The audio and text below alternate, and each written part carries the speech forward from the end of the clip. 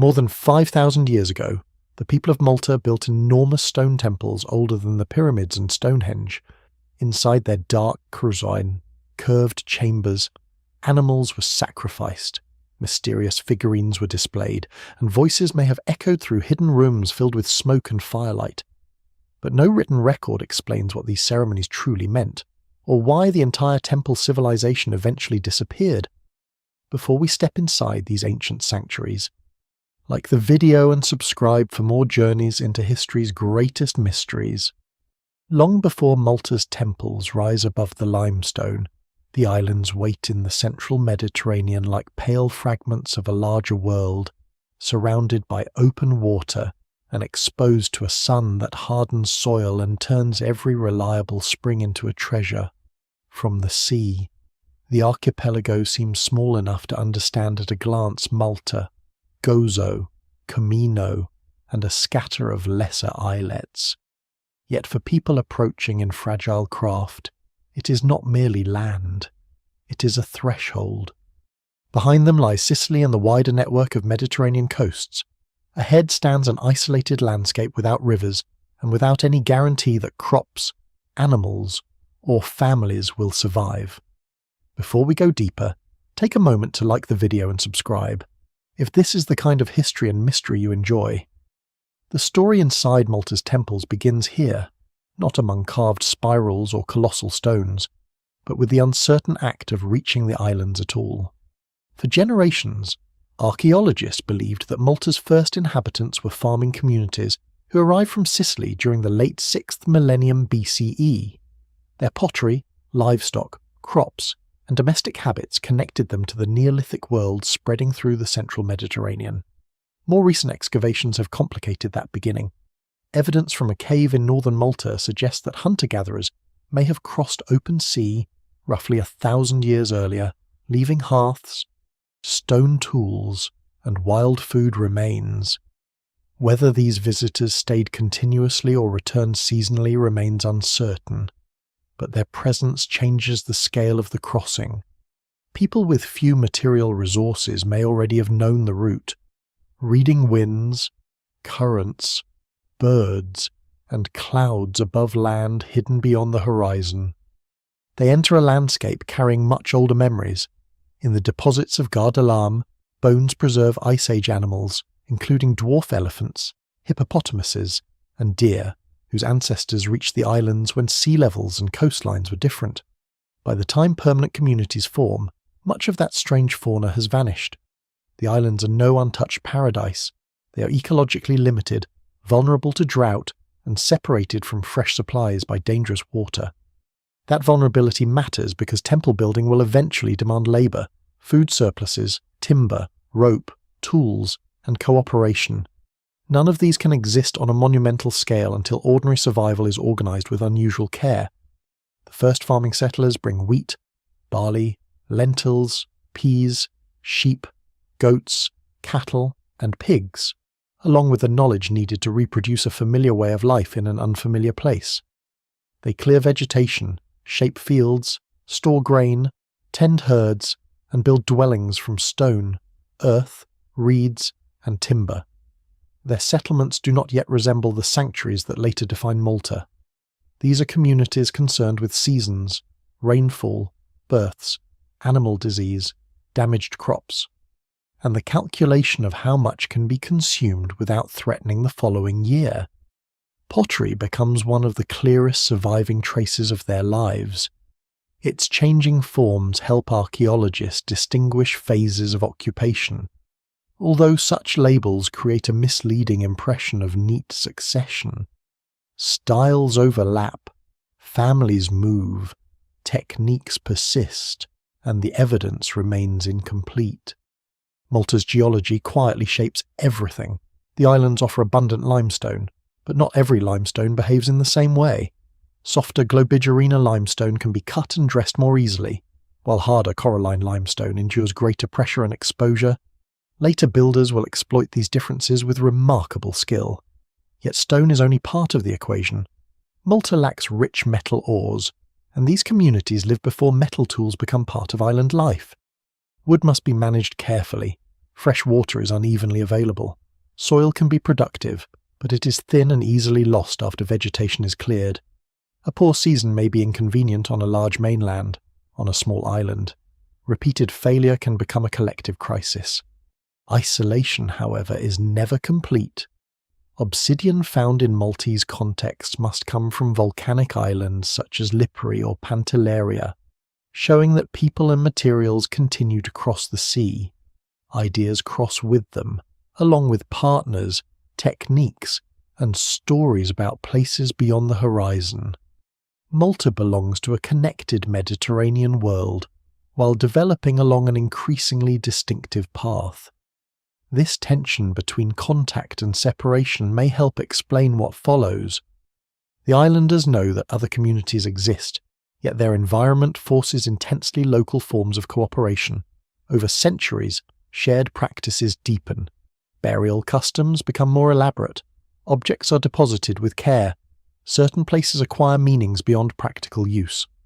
What survives in the record suggests that the transformation is gradual.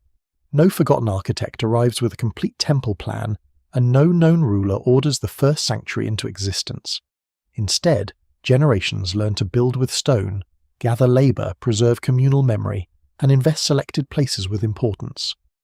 A wall becomes more carefully curved, a room becomes less domestic, an entrance begins to control who can see what lies beyond it. The dead are treated in ways that bind them to the living. Repeated gatherings create expectations, and expectations become tradition. Scholars still debate how centralized these communities were, but there is little evidence for kings, palaces, or armies commanding the islands. Authority may have rested in age, ritual knowledge, kinship, food control, or the ability to coordinate people during danger and ceremony. The remarkable feature of this early world is not that it inevitably produces temples. Nothing about survival on Malta guarantees monumentality. The surprising fact is that communities living within strict limits eventually devote enormous effort to buildings that are not simply shelters, storehouses, or defences. Before that choice becomes visible in stone, it grows within village habits, meals shared after harvest, animals slaughtered at meaningful times, ancestors remembered, boundaries marked, and particular spaces revisited. The temples are still far ahead, but their foundations already exist in social form. They lie in the decision to remain on vulnerable islands, and in the emerging belief that survival depends not only on fields and herds, but also on obligations to powers and memories that cannot be seen. By the early 4th millennium BCE, Malta's communities have spent centuries learning the limits of their world. They know where water gathers, where stone can be quarried, where soil holds longest, and where the sea permits safer landings. They have inherited stories of crossings and losses that archaeology can no longer recover. Within this settled landscape, small ritual places begin to acquire a new permanence. They do not yet possess the full complexity of Gantija, Ħaġar Qim, or Tarxien. But the essential change has begun. People are no longer only living upon the islands, they are preparing to reshape them around the sacred. The sacred does not appear on Malta in a single moment. It gathers slowly inside places that may at first resemble ordinary parts of a settlement. A cleared area, a laid floor, a cluster of stones, or a repeated deposit of broken pottery and animal bone can begin as a practical arrangement and gradually become something more. The earliest communities leave few complete structures, but the surviving traces suggest a long transition from household ritual towards spaces built for collective ceremony. This is where the first sacred enclosures begin, not as finished temples, but as experiments in making memory permanent. At Skorba, on the western side of Malta, archaeologists uncovered one of the most important sequences for understanding this change. The site preserves remains from early farming phases, as well as later structures associated with the beginning of monumental building, mud brick walls, stone foundations, domestic debris, and ritual deposits overlap within a landscape occupied and reused across generations. Skorba shows the disorder beneath monumentality rebuilding, abandonment, resurfacing, and the repeated return to the same ground. What later appears as a distinct temple tradition grows from places where domestic and ceremonial life may not yet have been sharply separated. Among the most intriguing finds are small human figurines, carefully shaped but modest in scale.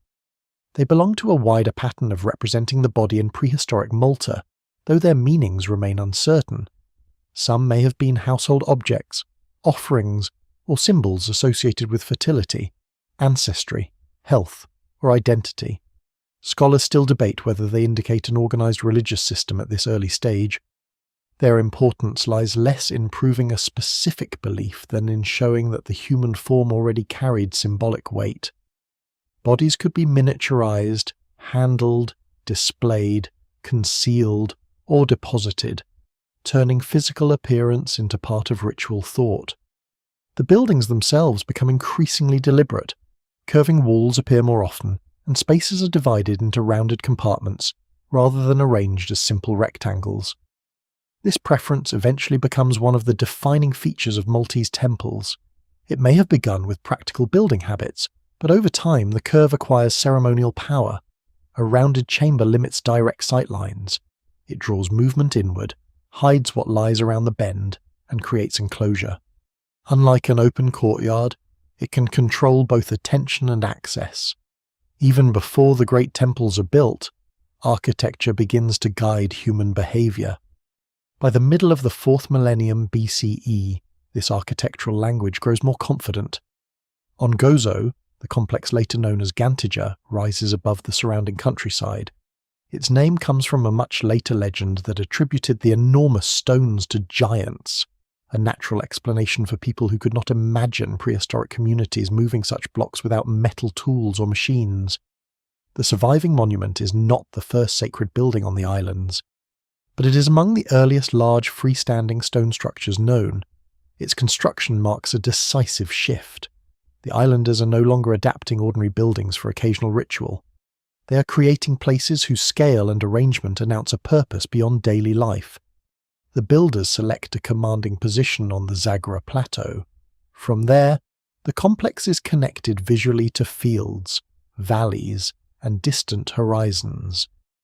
The two principal temple units share an outer wall but have separate entrances and internal plans, suggesting construction in stages rather than a single master design. Massive outer blocks form a durable shell, while interior spaces are shaped with smaller stones, plaster, and finished surfaces. The familiar arrangement emerges, a narrow entrance leading toward pairs of rounded chambers set on either side of a central axis. The plan is often described as trefoil or multi-apsed, but such modern labels cannot explain what the form meant to its builders. One possibility is that the curved chambers echo domestic architecture, transforming the idea of a house into a dwelling for ancestors, divine forces, or communal identity.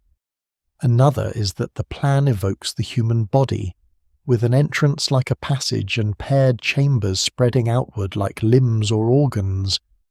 These interpretations remain speculative.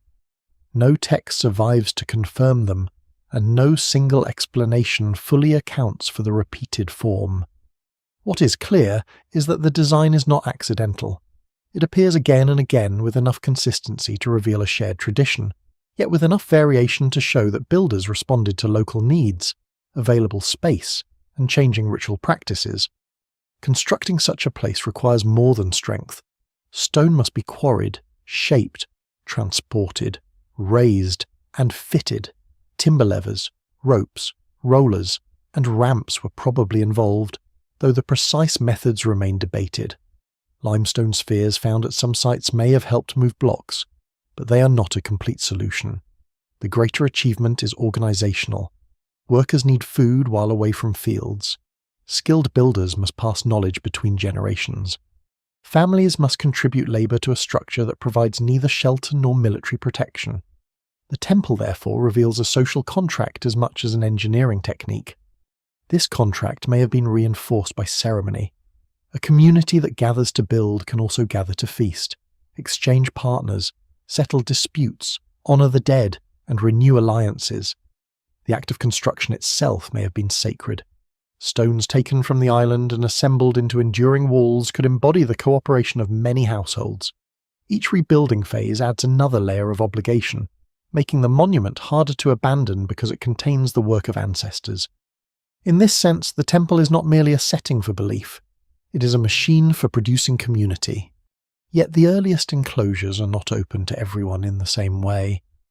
Narrow doorways and controlled passages suggest that movement is already being filtered. Some people may remain outside while others enter deeper spaces. Offerings may be visible only briefly. Knowledge may belong to particular lineages or ritual specialists. The evidence remains incomplete, and it would be premature to imagine a formal priesthood, but architecture is beginning to create social distinction. Whoever understands the correct sequence of actions, the proper timing, or the meaning of hidden objects possesses a kind of authority. Across Malta and Gozo, the shift continues. Sacred spaces become larger, more durable, and more technically ambitious. Curved chambers, monumental facades, central passages, and repeated rebuilding turn scattered ritual habits into a recognizable island tradition. The first enclosures have taught the communities something powerful. Stone can preserve belief longer than memory alone. Once that lesson takes hold, the temples no longer remain enlarged village rooms. They begin to become carefully constructed worlds, separated from ordinary space and designed to transform everyone who crosses their thresholds. By the time Malta's temple builders begin refining their mature architectural language, they are no longer simply placing stones around a ceremonial space. They are designing movement, sight, sound, and expectation. The exterior walls present weight and permanence, but the real power of the buildings lies in what happens after the entrance narrows and the visitor is drawn inward. Every threshold creates a decision. Every curve conceals something.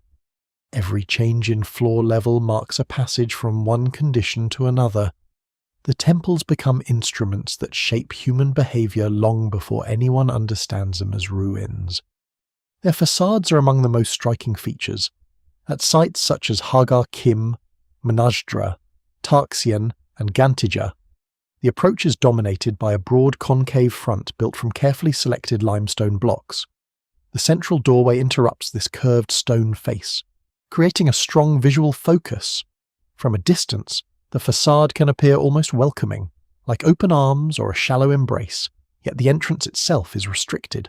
The contrast is deliberate. A large public front gathers people together, while a narrow opening limits how many may pass through at once. The community can assemble outside, but access to the interior remains controlled. The builders work with two principal kinds of limestone. Harder coralline limestone is often used where strength and resistance to weather are essential, especially in outer walls and foundations.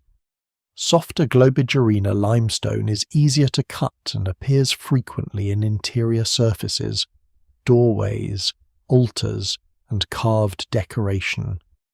This is not a simple rule at every site, but the distinction shows practical knowledge developed over generations.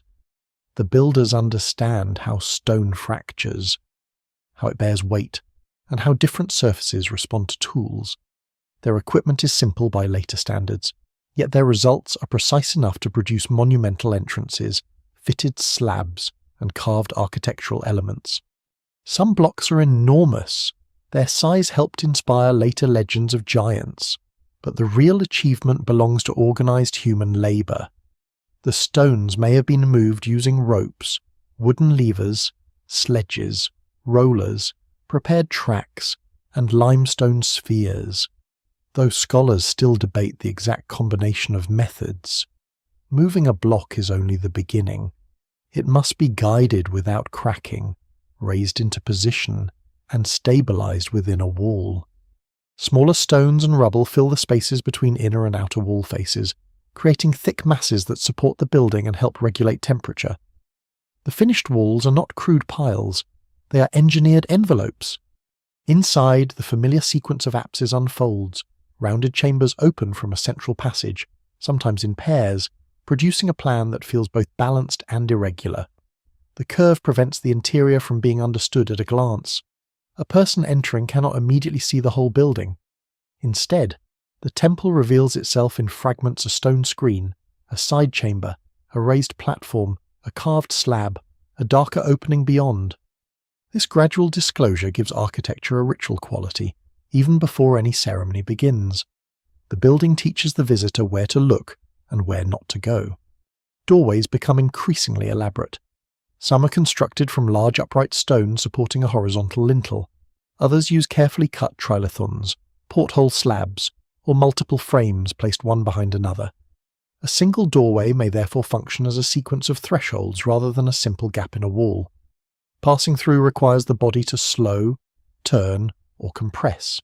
Certain openings are so small that they may not have been intended for ordinary passage at all. They could have framed offerings, allowed objects to be transferred, or provided restricted glimpses into hidden areas. What survives in the record suggests that access was not equal, though the exact rules are lost. Floors also contribute to the experience. Some are paved with large slabs, others with beaten earth or smaller stones. Changes in texture may have signalled changes in function. Raised thresholds force the visitor to step deliberately. Low screens divide chambers without sealing them entirely. In some places, holes cut into stone may have held barriers, wooden fittings, or curtains. The temples were probably not the bare grey spaces visible today. Walls may have been plastered and painted. Timber, textiles, baskets, mats, lamps, vessels, and perishable offerings would have transformed the interior, but almost all have disappeared. This missing material is crucial. Modern visitors often imagine the temples as open-air ruins under a bright Mediterranean sky. Yet many interiors were likely roofed, at least in part. Corbelled stones may have narrowed upward to support lighter roofing made from timber, branches, clay, or packed earth. Complete reconstruction remains uncertain because the upper sections have collapsed, but the walls are thick enough to suggest substantial coverings. A roof would have changed everything. Light would enter through the doorway or small openings, creating sharp contrast between brightness and shadow. Smoke from lamps or burning substances might gather overhead. Sound would remain enclosed rather than escaping into the landscape. The architecture also contains signs of repair and alteration. Even the proportions of the chambers appear calculated to create intimacy rather than spectacle. These are not vast halls for crowds. They are compressed environments where a few bodies, a limited flame, and a carefully placed object could command attention with extraordinary force. Temples are enlarged, resurfaced, blocked, and reorganized. Doorways shift, chambers are added, earlier walls disappear behind later ones. This reveals buildings that remain active across generations rather than frozen expressions of a single plan. Ritual needs evolve, and architecture evolves with them. A space once open may become restricted. A chamber once central may be bypassed. The monument accumulates history, and later users inherit decisions they may no longer fully understand. No palace dominates the temples, and no royal tomb stands at their centre. Their authority comes instead from controlled space and collective memory. The builders create an environment where stone itself establishes order. Outside lies the world of fields, animals, weather, and ordinary labour. Inside, movement follows a sequence determined by walls laid down by ancestors. The temple does not merely contain ritual, it prepares the body for ritual by narrowing the path, limiting vision, and making every step feel consequential.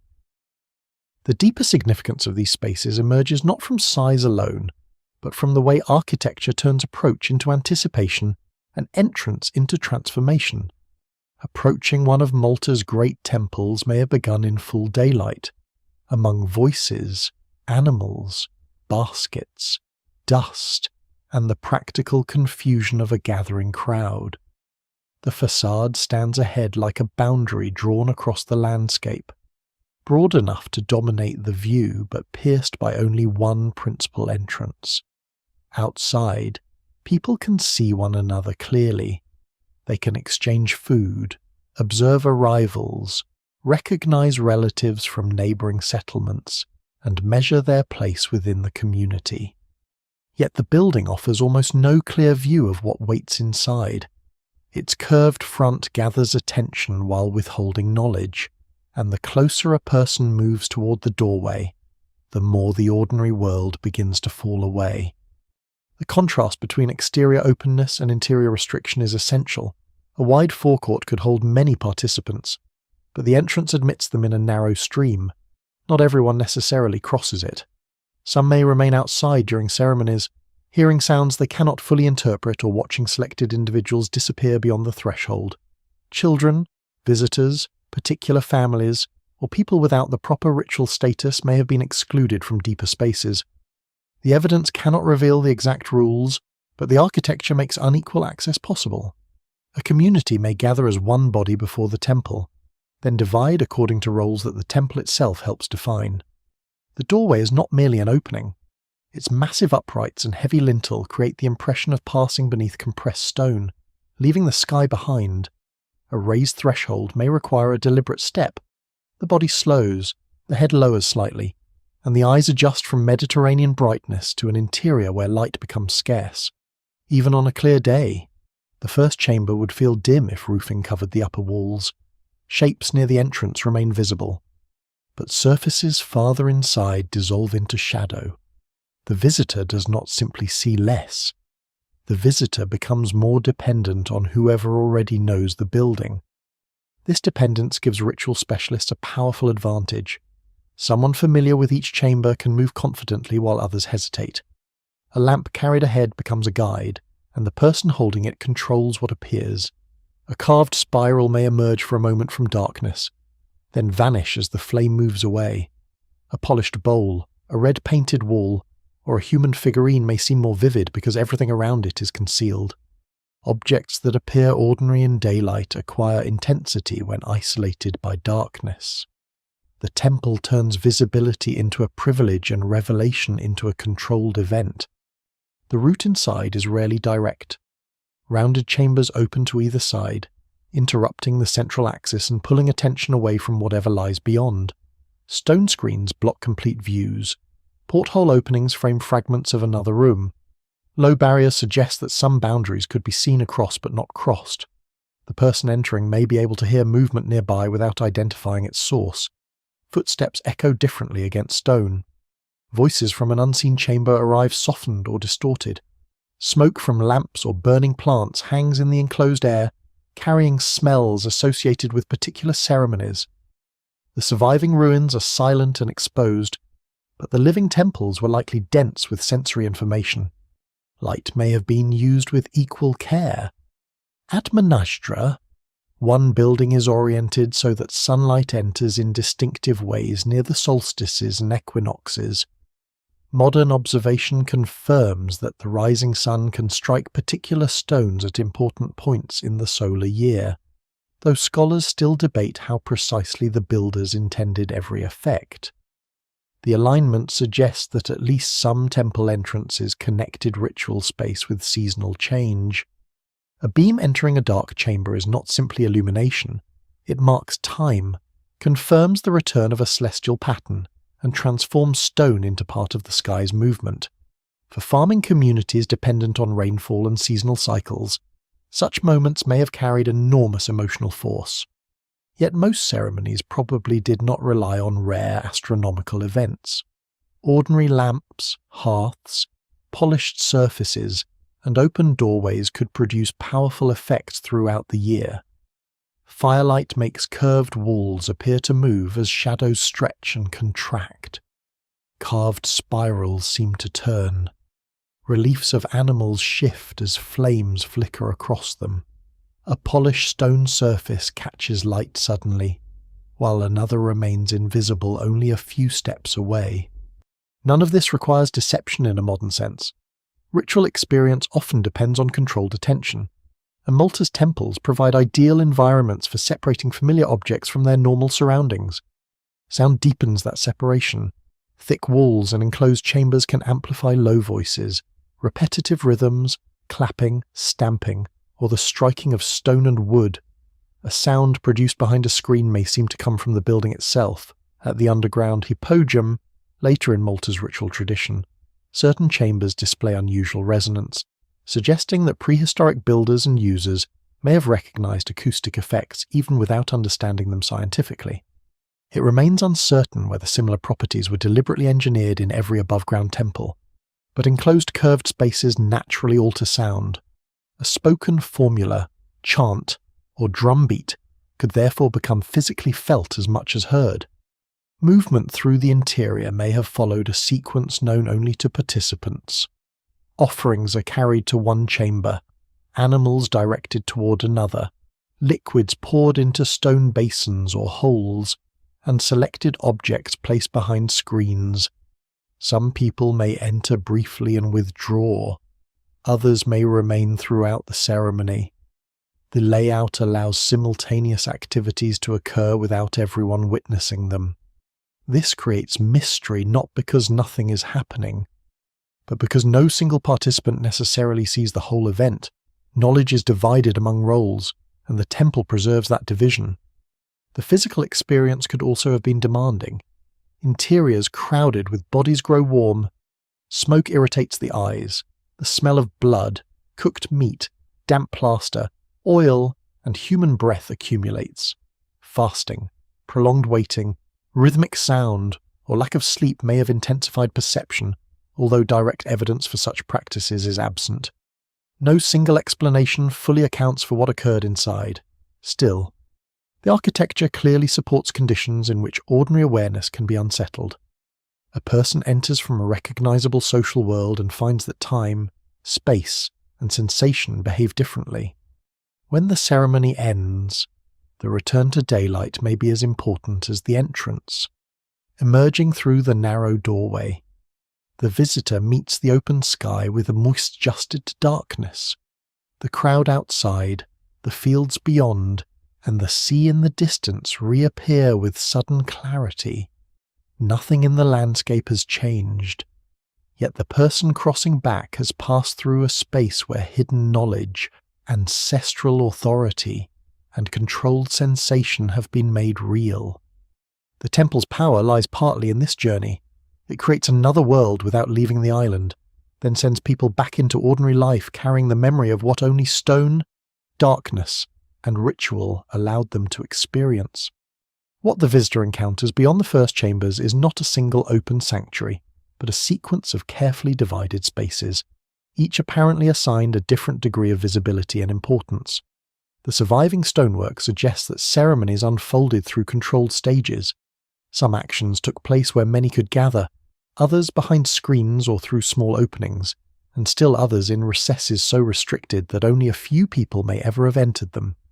The temples do not preserve written instructions, but their architecture behaves like a set of rules. It directs bodies, separates participants, protects objects, and ensures that sacred activity is never entirely exposed.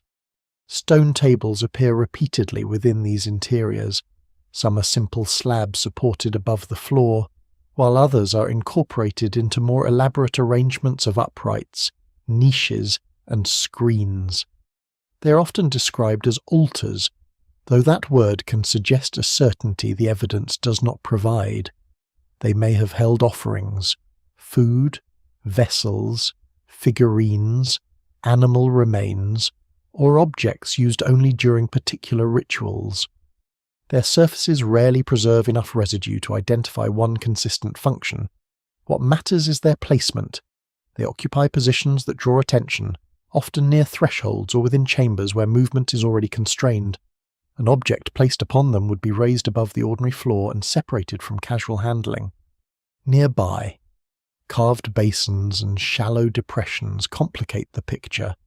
Some could have held liquids, grain, oil, blood, or water used in purification. Others may have supported lamps or collected substances poured during ceremonies. Channels and holes cut through stone have inspired many interpretations, including libation rituals in which liquid passed from one level or chamber to another. Yet erosion and later disturbance make certainty difficult. A hole may have served a sacred purpose, a structural purpose, or both. Scholars still debate how many of these features belong to the original ritual design and how many were altered during later use. Porthole slabs provide some of the clearest evidence for controlled access. These are large stone barriers with carefully cut openings, sometimes only wide enough for a person to crawl through, or for an object to be passed from one side to the other. Their form transforms a doorway into something more restrictive. Crossing is possible, but never casual. The body must bend, kneel, or squeeze through, making entry a deliberate and potentially symbolic act. In other cases, the opening may have been intended not for people but for offerings, allowing those outside to deliver objects without entering the concealed room beyond. Such arrangements create an important distinction between participation and observation. A person may contribute an animal, a vessel, or a portion of food while remaining unable to witness what happens afterward. Ritual specialists on the other side can receive, prepare, display, conceal, or redistribute the offering. The architecture therefore allows different groups to take part in the same ceremony, while possessing very different levels of knowledge. Mystery does not require complete exclusion. It can emerge from partial access, from hearing movements behind a screen or seeing only a hand reach through an opening. Stone screens reinforce this separation. At Tarxien and other temple complexes, decorated slabs and barriers divide apses into visible and hidden zones. Some carry spirals, animal reliefs, or repeated patterns that turn the boundary itself into a meaningful surface. The screen is not merely practical. It announces that something lies beyond while preventing a complete view. A participant may understand that a sacred object, ritual preparation, or privileged person occupies the enclosed area without being permitted to see it directly. The hidden space gains power precisely because its existence is made obvious. Niches cut into walls may have held figurines, vessels, bones, lamps, or perishable objects that have left no trace. Their size and height vary, suggesting that they did not all serve the same purpose. Some are low and easily reached. Others occupy positions that would make their contents visible from a distance. A small figure placed in a dark recess and illuminated briefly could become the focus of an entire gathering. When the light is removed, the niche returns to shadow, preserving the sense that the object belongs to the temple rather than to the human hands that placed it there. Restricted side rooms introduce an even deeper level of concealment. Certain spaces are accessible only through narrow passages or openings positioned away from the main line of movement. They may have stored ritual equipment, valuable offerings, food reserves, or the remains of previous ceremonies. A room used for preparation would allow specialists to transform ordinary materials before presenting them publicly. An animal could be slaughtered out of sight. Food could be portioned. Figurines could be dressed or painted. Liquids could be mixed. The visible ceremony would then begin only after these hidden actions were complete. This separation between preparation and display is familiar in many ritual traditions, but Malta's temples express it entirely through stone. There is no surviving priestly manual explaining what belongs in each chamber. Instead, the walls reveal a choreography. Public gathering occurs near the entrance. Movement becomes more limited deeper inside. Screens interrupt sight. Small openings control exchange. Raised platforms emphasize selected objects.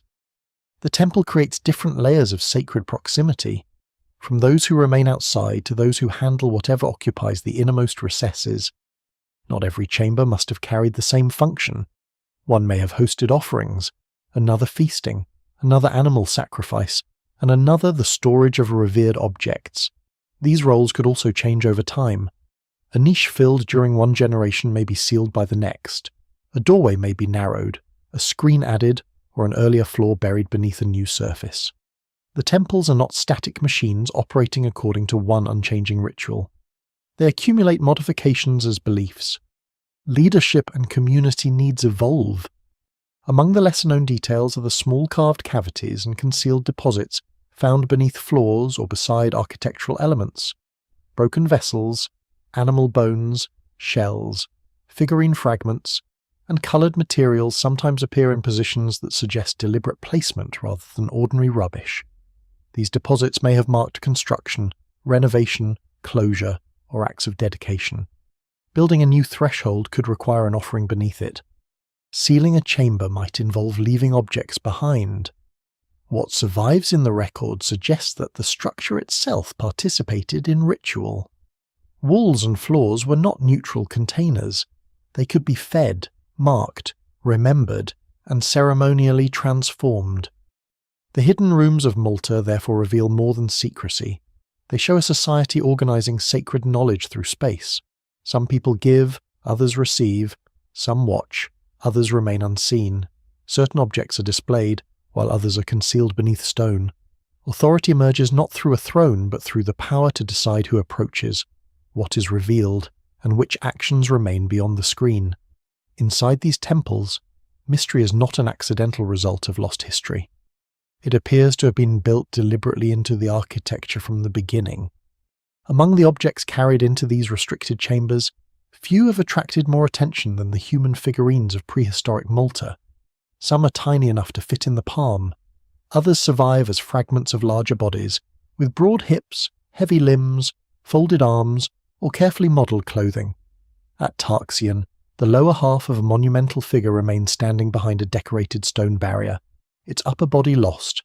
Modern visitors often call such images fat ladies, a phrase that is memorable but misleading. It reduces complex objects to a single physical feature and encourages an assumption that they all represent the same female fertility deity. The figurines themselves are far less cooperative. Some bodies appear unmistakably corpulent, with powerful thighs and rounded torsos. Others are slim, schematic, seated, standing, reclining, or so damaged that even their sex cannot be established. Certain figures have breasts, others do not. Some heads are missing because they broke away, while a few examples may have been designed with removable heads fitted into sockets. This surprising detail suggests that identity could be altered. A single body might receive different faces for different ceremonies, seasons, ancestors, or divine personalities.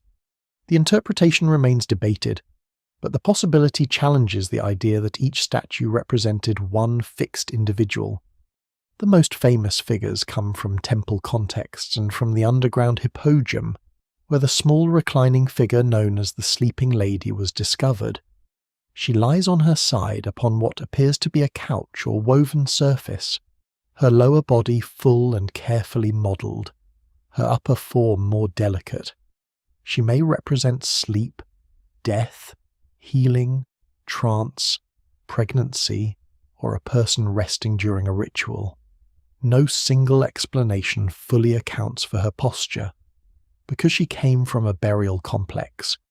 Many have linked her to the dead or to beliefs about regeneration, yet she could also depict an ordinary human participant transformed into a symbolic image. The temptation to identify all these figures as a universal mother goddess arose partly from older archaeological theories. Early scholars frequently interpreted prehistoric female images as fertility symbols, treating breasts, bellies, and hips as direct references to reproduction. Fertility undoubtedly mattered to farming communities. Healthy pregnancies, surviving children, productive animals, and successful crops were essential to life on small islands. But importance does not prove that every rounded body represents a goddess of fertility. The figures may have expressed abundance, maturity, status, ancestry, health, protection, or idealized bodily power. Some may even depict male or non-gendered beings. Their scale also matters. A monumental statue anchored within a temple chamber creates a different relationship from a figurine carried in a hand. The large figure at Tarxien, reconstructed only from its surviving lower portion, may originally have stood several meters tall. Its sheer size would have dominated the enclosed space. In dim light, behind a screen, the statue may have seemed less like an image displayed for inspection and more like a presence occupying the building, a small figurine. By contrast, could travel between household and temple, be wrapped, touched, offered, buried, or passed between participants. where patterns may preserve traces of such handling, though interpretation is difficult. Smooth surfaces can result from repeated touch, polishing during manufacture, soil movement, or modern cleaning. Broken limbs and missing heads may be accidental, but some fractures appear deliberate. In many ritual traditions, breaking an object does not destroy its meaning. It completes an offering or changes the object's status. A figurine may be made for a specific event, displayed briefly, then fragmented and deposited so that it cannot return to ordinary use. What appears to modern eyes as damage may have been the final stage of a carefully controlled ceremony. The human body itself seems to have provided a language for thinking about community and sacred power. Malta's temples are sometimes compared to bodies because of their rounded paired chambers and narrow central entrances. This resemblance may be coincidental, or it may reflect a deeper connection between architecture and anatomy. Entering a temple could have meant moving into an enlarged sacred body, while figurines placed inside repeated the human form at another scale. The building contains the image resembles the worshipper, and the worshipper moves through the building. The relationship is suggestive, though the evidence remains incomplete. Clothing and posture add further complexity. Some figures wear pleated skirts, belts, or garments indicated by incised lines. Others sit formally with hands resting on the body. These details may represent social identity rather than divine anatomy. A figure's authority could lie in dress, age, or position. Seated bodies often communicate stability and status, while reclining bodies may suggest vulnerability, sleep, or transition. The people who made these images understood such distinctions, even if modern observers can no longer read them with confidence. The absence of clear facial features on many examples is equally striking. Faces individualize, but bodies can represent categories. A blank or simplified head may allow a figure to stand for an ancestor, a ritual role, or a power that exceeds any one person. Removable heads, where they truly existed, would make that flexibility even greater. Identity becomes something that can be assigned, exchanged, or renewed. The statue is not necessarily a portrait. It may be a vessel for temporary presence. Colour probably altered the figures as well. Traces of red pigment survive on some Maltese ritual objects and architectural surfaces. Red ochre is often associated in prehistoric contexts with blood, life, death, and transformation, though meanings vary widely. Painted skin, clothing, hair, or symbols could have made the figures far more vivid than their pale stone surfaces suggest today. Added textiles, cords, feathers, or organic materials may have further changed their appearance, but such elements have vanished. The figurines therefore refuse a simple answer. They do not prove that Malta was ruled by priestesses, devoted to one mother goddess, or organised around a peaceful matriarchy, despite the popularity of such claims, nor are they meaningless decorations. Their repeated presence in temples, tombs, and special deposits shows that human form occupied a central place in the islander's symbolic world. They may represent gods, ancestors, initiates, sleepers, healers, leaders, offerings, or several of these at once. Inside the temple, their ambiguity may have been part of their power. A figure did not need to explain itself.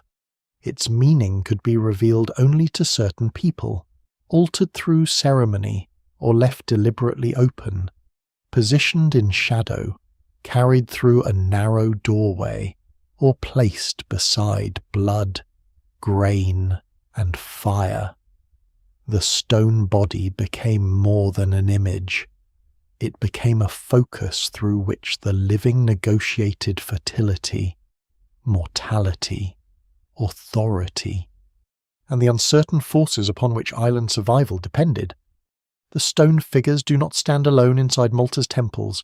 Around them, the archaeological record preserves a less idealized and far more physical world: animal bones split by tools, vessels darkened by fire, grinding stones worn by repeated use, shells carried inland, and traces of meals prepared on a scale larger than an ordinary household might require.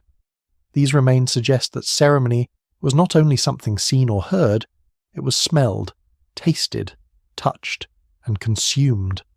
Inside and around the temples, sacred activity appears closely tied to the slaughter of animals, the preparation of food, and the transformation of agricultural wealth into shared experience.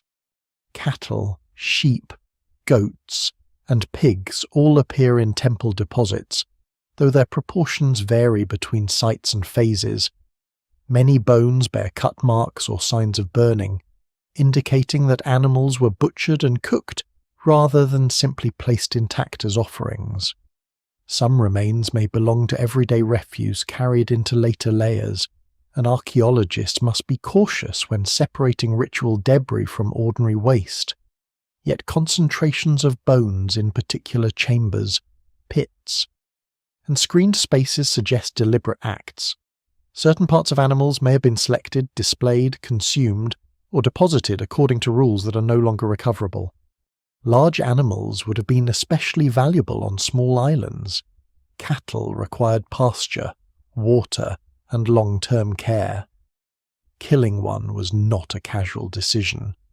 A cow or bull represented years of accumulated labour and food, and its slaughter could turn private wealth into a public event. The animal might be offered to sacred powers, but its meat could also feed many participants. Sacrifice and feasting are not opposites. The same act can honour the unseen, strengthen alliances, display generosity, and redistribute resources among the living. Reliefs at Tarxien make animals impossible to ignore. Carved processions of cattle, sheep, goats, and pigs move across limestone slabs in orderly rows. Their bodies are simplified but recognisable, suggesting that particular species carried distinct meanings. One remarkable carved block contains the image of a bull and other animals above a hidden cavity filled with horns and bones. The deposit appears to have been sealed deliberately, linking the visible representation of animals with actual remains concealed inside the architecture. This fusion of carving and bone suggests that the temple wall was not merely decorated with symbols. It could contain the material substance of what those symbols represented. The bull is particularly striking because of its size and power. On an island without large wild predators, cattle may have been among the most physically imposing creatures people encountered regularly. Bulls could embody strength, danger, fertility, status, or collective wealth. Yet it would be too simple to declare a universal bull cult. The animal relief shows several species, and no surviving text identifies one as supreme. What survives in the record suggests a ritual world rooted in herding and farming more broadly, where different animals may have been associated with different occasions, groups, or offerings. The practical work of slaughter would have been intense. Animals had to be restrained, killed, bled, skinned, dismembered, and cooked. In an enclosed chamber, the process would leave powerful sensory traces: warm blood on limestone, smoke from fires, the smell of fat, the sound of tools against bone, and the movement of people carrying heavy cuts of meat. Some of this may have taken place outside or in service areas rather than in the innermost rooms. Narrow entrances and polished floors are poorly suited to uncontrolled livestock. Animals may therefore have been prepared in courtyards before selected portions were carried deeper into the temple. Stone basins and large vessels may have held water, liquids, and grain or prepared food. Grinding equipment indicates the processing of cereals, while pottery could be used for cooking, serving, storage, or presentation. Bread, porridge, pulses, fruit, oil, and possibly fermented drinks may have accompanied meat, although organic evidence survives unevenly. The absence of direct residue does not prove that a food was absent, and the evidence remains incomplete. Still, a major gathering would almost certainly require more than animal flesh alone. Meals are social structures, and their ingredients communicate abundance, obligation, and belonging. Who received the best portions may have mattered greatly. Some cuts could be reserved for ritual specialists, elders, builders, visiting groups, or the families that provided the animal. Bones from particular body parts may indicate selective distribution, though interpretation is difficult because preservation and excavation methods vary. A feast can create unity while also displaying hierarchy. Everyone may eat, but not everyone eats the same thing, sits in the same place, or witnesses the sacrifice. The temple's architecture allows these distinctions to be enforced without written rules. Food could also move in the opposite direction, away from human consumption. Portions may have been burned, buried, poured into holes, placed in niches, or sealed beneath floors. Such offerings remove useful resources from ordinary circulation, demonstrating commitment precisely because they cannot be recovered. A vessel deliberately broken after use, a joint of meat left to decay, or grain poured into the earth transforms economic loss into sacred action. The greater the scarcity of the resource, the more powerful the gesture may have appeared. Shells and marine materials add another layer. Malta's inhabitants lived surrounded by sea, yet temple life is often described mainly through farming. Shellfish could be eaten, used as ornaments, or deposited for their appearance and association with distant shores. Fish bones survive less reliably than large animal bones, so marine foods may be underrepresented. The sea provided food and danger, contact and isolation. Bringing marine objects into a stone sanctuary may have connected the enclosed ceremonial world with the waters beyond the island. Feasting also creates memory. The smell of a particular meal, the taste of meat rarely eaten at home, and the sight of a valuable animal sacrificed before a crowd would remain vivid long after the event. Children might remember their first temple gathering for the rest of their lives. Families could recall who donated livestock, who distributed food, and who was denied access to restricted areas. Through repeated meals, the temple became attached to personal experience rather than abstract belief. The remains left afterward carried meaning of their own. Bones could be gathered, sorted, burned, hidden, or discarded in designated places. Certain horns may have been displayed before being sealed away. Broken vessels might mark the ceremonial death of the event. Cleaning the space could itself become ritualized, restoring order after blood, fire, and consumption. What appears today as a confused layer of fragments may represent the final, carefully managed stage of a sacred meal. Inside Malta's temples, food therefore served many purposes at once. It sustained workers, rewarded participants, honoured invisible powers, displayed wealth, and converted agricultural production into social authority. The meal bound the community together, but it also revealed who controlled animals, storage, access, and distribution. In a society without palaces or written taxation, the ability to gather food and give it meaning may have been one of the strongest forms of power available. The temple feast fed the living, remembered the dead, and made the island's uncertain abundance visible for a few intense hours before the bones were hidden and the chambers returned to silence. Once food, animals, figurines, and participants were gathered inside the temples, architecture could transform the ceremony into something far more powerful than a simple communal meal. The chambers were built from stone, but their effect depended on things that vanished almost completely: flame, smoke, rhythm, scent, darkness, and the human voice. These elements left only faint traces, yet they may have shaped the emotional experience more strongly than any carved slab. The temple was not merely seen, it was entered with the whole body, and every sense could be guided away from the ordinary world. Daylight outside Malta's temples is often harsh and revealing. The limestone reflects the sun, shadows remain sharply defined, and distant features of the landscape are easy to recognize. Crossing into a covered chamber reverses those conditions. The eye loses detail. Time seems to slow while vision adjusts. A doorway behind the visitor becomes a bright rectangle, while the rooms ahead remain uncertain. Even familiar people look different when only part of the face catches the light. This sudden loss of visual certainty would make every other sensation more noticeable.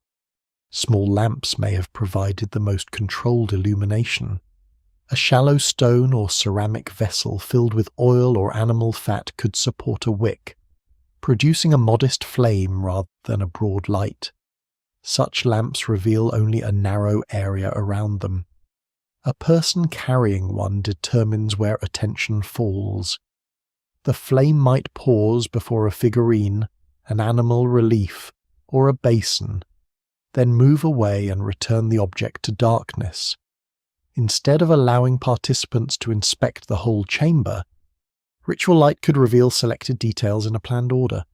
Fire alters carved surfaces in ways sunlight cannot. Malta's spirals are particularly suited to flickering illumination. Their curved grooves catch alternating bands of brightness and shadow, creating the impression of movement across stone. Rows of carved animals may appear to advance as the flame shifts. Red pigment, where present, would deepen in warm light. Polished surfaces might flash suddenly while rough stone absorbs the glow. A temple interior that looks pale and still today could once have seemed animated, its images changing with every movement of the fire. Smoke adds another layer. Burning lamps, hearths, resins, herbs, or animal fat would gradually cloud enclosed chambers. Soot may once have accumulated on roofing and upper walls, although weathering and collapse have removed much of the evidence. Smoke softens outlines and makes distant light appear suspended in the air. It also affects breathing and vision. Eyes water, the throat dries, and participants become increasingly aware of their own bodies. If aromatic plants or imported resins were burned, scent could identify particular moments of the ceremony long before an object became visible. There is no clear proof that Maltese ritual specialists use psychoactive substances. Despite modern speculation, claims of deliberate drug-induced visions go beyond the evidence. Altered experience does not require such materials. Darkness, fasting, heat, prolonged standing, repetitive movement, strong smells, emotional expectation, and rhythmic sound can all change perception. A participant who has waited for hours, eaten little, and entered a smoky chamber during an important seasonal gathering may experience the environment with unusual intensity. What feels supernatural can emerge from carefully arranged physical conditions without deception or pharmacology.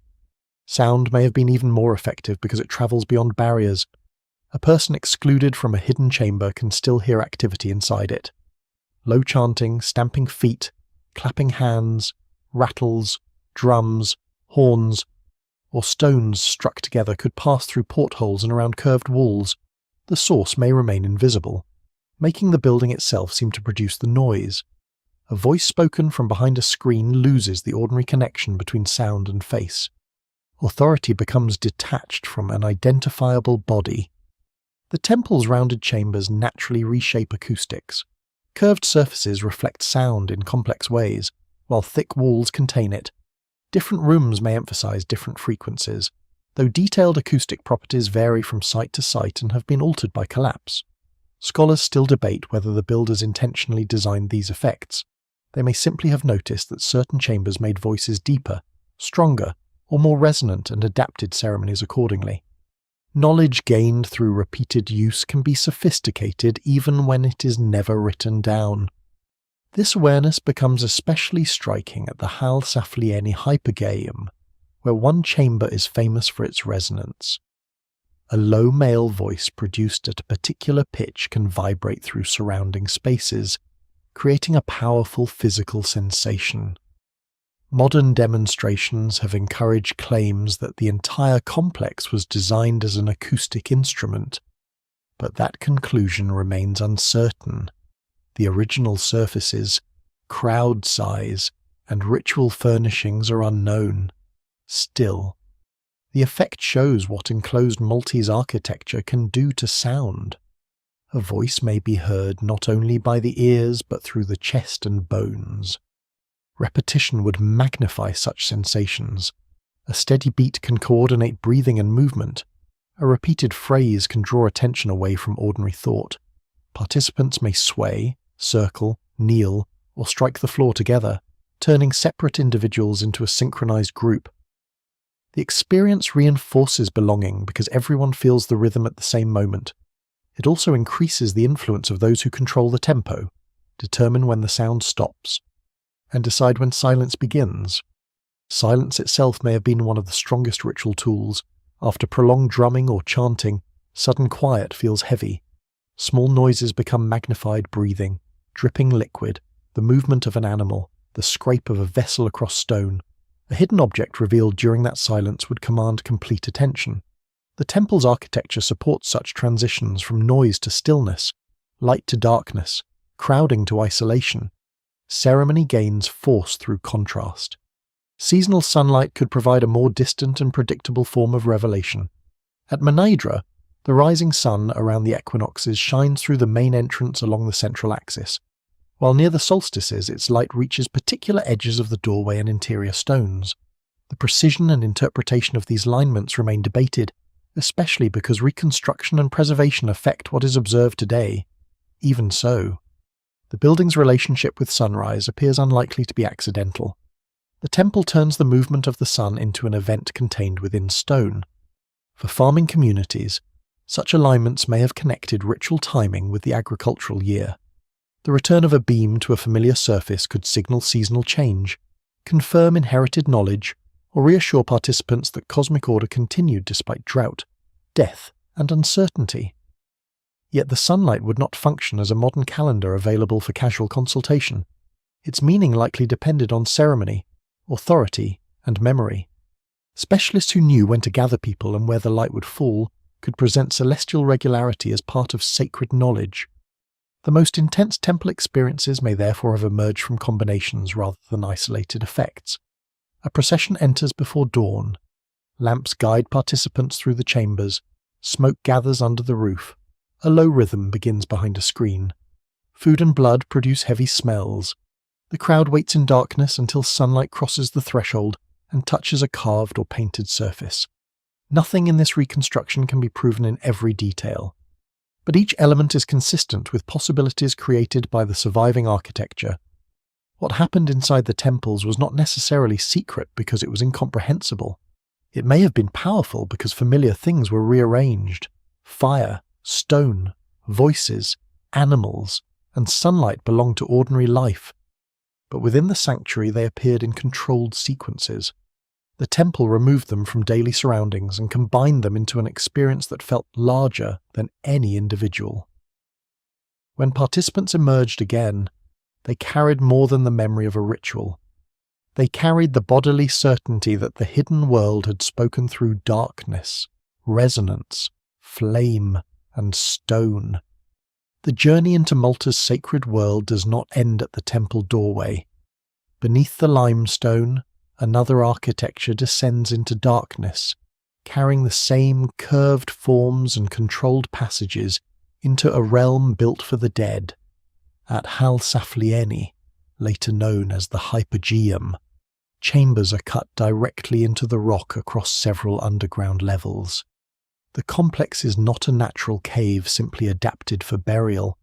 It is a deliberately shaped interior, enlarged and altered over generations until it becomes one of the most extraordinary prehistoric monuments in the Mediterranean. Above-ground temples organize encounters with sacred power in stone enclosures open to the sky. The Hypogeum turns that experience inward and downward into a place where the living enter the earth itself. Its discovery in the early 20th century was accidental. Workers cutting cisterns for new houses broke into underground spaces filled with human remains and archaeological material. Early excavation was hurried and imperfect by modern standards, and much contextual information was lost. Thousands of bones had accumulated within the chambers, often mixed and disturbed, making it difficult to reconstruct individual burials. Estimates vary, but the remains may represent several thousand people deposited over many centuries. This was not a tomb for a single ruler or dynasty. It was a collective place of death serving a broad population, though access and treatment were probably not equal for everyone. The uppermost spaces may have begun as natural cavities or simple rock-cut tombs. As use continued, deeper levels were carved with increasing ambition. Walls curve inward like the apses of the temples above. Doorways imitate trilithon entrances. Pillars, beams, and corbelled ceilings are represented in stone, even though some imitate structural forms that would normally be built from separate blocks or timber. This is one of the hypogeum's strangest features underground. Where no roof support of that kind is required, the carvers reproduce the visual language of above-ground architecture. They are not merely making rooms. They are recreating a familiar sacred building inside the living rock. The effect may have been profound. A visitor descended through narrowing passages while daylight weakened behind them. Floors changed level. Chambers opened unexpectedly. Some areas could hold groups, while others admitted only a few people at a time. Red ochre spirals painted across ceilings and walls became visible in lamplight, their movement intensified by curved surfaces and shadow. The colour may have evoked blood, life, death, renewal, or something entirely specific to Maltese ritual. Scholars still debate its meaning, but its presence shows that the underground world was not intended to remain bare. It was visually transformed. Human remains were not always deposited as complete bodies in permanent individual graves. Many bones appear to have been moved, rearranged, or gathered after decomposition. The dead may first have been placed in one location, then revisited once soft tissue had disappeared. Skulls and long bones could be separated, grouped, or transferred deeper into the complex. This practice suggests that burial was a process rather than a single event. Death did not end when the body entered the tomb. The remains continued to participate in rituals that unfolded over time. Such repeated handling changes the relationship between living and dead. An ancestor is not sealed away and forgotten. The body returns in altered form, recognizable yet no longer complete. Bones can be touched, carried, counted, displayed, or combined with those of earlier generations. Individual identity may gradually dissolve into a collective ancestral presence. The hypogeum therefore functions not only as storage for corpses, but as a place where the community reorganizes its dead, creating continuity between families and across centuries. Offerings accompany this process. Pottery vessels, beads, shells, carved objects, animal remains, and figurines appear within burial contexts. Food or drink may have been provided during funerary ceremonies, either for the dead, for the living participants, or for both. Lamps would have been necessary to penetrate the lower chambers. Their flames cast moving shadows across painted spirals and rock-cut doorways, while smoke and human breath thickened the air. The descent itself may have carried symbolic meaning, but the physical experience was equally real. Uneven floors, confined spaces, darkness, and the awareness that bones lay nearby. The famous sleeping lady emerged from this environment. Her reclining body has often been interpreted as a symbol of eternal rest, but the figure could also relate to healing, dreaming, initiation, or ritual sleep. The hypogeum may have hosted ceremonies in which selected participants remained underground for extended periods. Though direct proof is lacking, later legends claim that ancient oracles spoke from the chambers, but such stories belong to much later imagination. The surviving evidence supports a complex burial and ritual centre, not a confirmed temple of prophecy. Sound nevertheless plays an important role in understanding the underground spaces. The so-called oracle room produces unusual resonance when a low voice is directed toward a carved niche. The vibration can travel through nearby chambers, making the source difficult to locate. Whether this effect was intentionally engineered remains uncertain, but prehistoric users would likely have noticed it. A voice emerging from darkness, amplified by rock and separated from a visible speaker, could seem to belong to ancestors, spirits, or the earth itself. In a place filled with the dead, sound would carry emotional force even without formal theatrical design. The boundaries between burial, worship, and community gathering were probably less rigid than modern categories suggest. A funeral could include feasting, chanting, offerings, mourning, negotiation, and the public confirmation of social ties. Families might bring the dead into the hypogeum while reaffirming their own place among the living. Access to deeper chambers may have been restricted to specialists or particular kin groups. Those who understood where remains were stored and how ceremonies should proceed held authority over memory itself. This authority could extend back to the temples above. The similarities in architecture suggest that both worlds belong to a shared system of belief. Above-ground sanctuaries may have dealt with seasonal renewal, animals, food, communal gatherings, and sacred presence. Underground chambers confronted decomposition, ancestry, and transformation. One world did not necessarily oppose the other. The same curved forms, painted surfaces, controlled entrances, and hidden spaces linked life and death within a continuous sacred landscape. The Hypogeum reveals that Malta's temple culture was not centered only on fertility or celebration. It was equally concerned with loss, bodily decay, and the difficult problem of keeping the dead within the community without allowing death to overwhelm the living. By descending into the earth, people entered a place where architecture imitated the temples yet abandoned sunlight entirely. There, among bones, pigment, echo, and stone, the ancestors became part of the island itself, and the living returned upward carrying the knowledge that every ceremony above ground rested upon a deeper and more crowded silence below. The people who guided ceremonies through Malta's temples have left no names, portraits, or written titles. Their authority must be reconstructed from architecture, objects, bones, and patterns of access. Someone knew when gathering should occur, which animals were acceptable, where offerings belonged, how the dead were handled, and which chambers remained closed to most participants. Yet the evidence does not reveal whether these responsibilities belong to a permanent priestly class. To elders from particular families, to healers, or to different people depending on the occasion. The temples imply organization. Narrow passages, screens, hidden rooms, and controlled sightlines are useful only if rules govern their use. A doorway that excludes means little unless someone possesses the right to cross it. A chamber used for preparation requires people who understand what must happen there before the public ceremony begins. Repeated deposits beneath floors and thresholds suggest remembered procedures rather than random acts. The same applies to the Hypogeum, where human remains were moved and arranged across generations. Such practices demand continuity and trained custodians.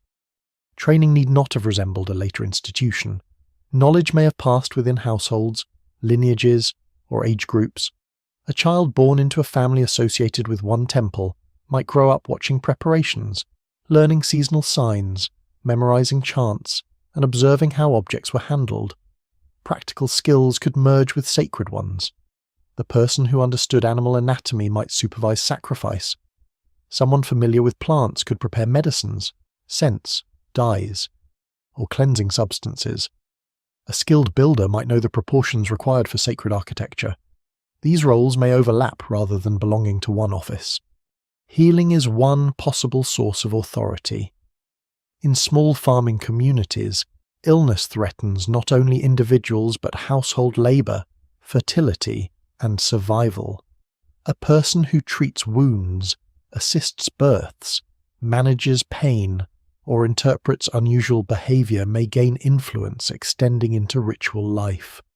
Malta's figurines, reclining bodies, and underground chambers have encouraged speculation about healing ceremonies or incubation sleep. Direct evidence remains incomplete, and no chamber can be identified securely as a clinic. Still, healing and religion were unlikely to have been sharply separated. Recovery could depend on practical care while also requiring offerings or purification. The same specialist might act as mediator during crisis. Drought, crop failure, animal disease, difficult childbirth, and sudden death create uncertainty that ordinary explanations cannot fully resolve. Ritual leaders offer structure when outcomes remain uncontrollable. They identify the proper time for a gathering and prescribe actions that transform fear into collective effort. Even when a ceremony cannot change the weather, it can change how a community responds to danger. Authority grows from making uncertainty manageable. Astronomical knowledge may also have played a role.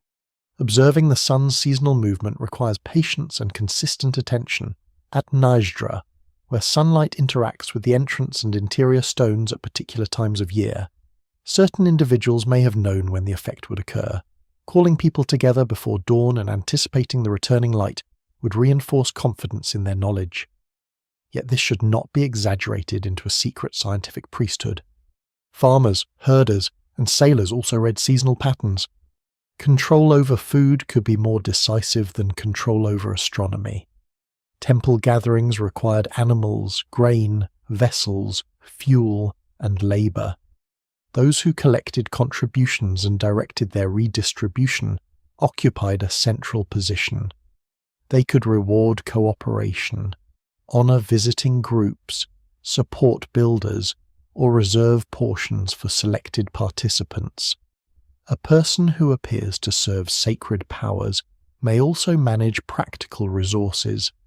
In societies without coinage, written accounts, or palatial storehouses, ritual feast can become a major arena of economic organisation. This does not prove that temple specialists formed an oppressive elite.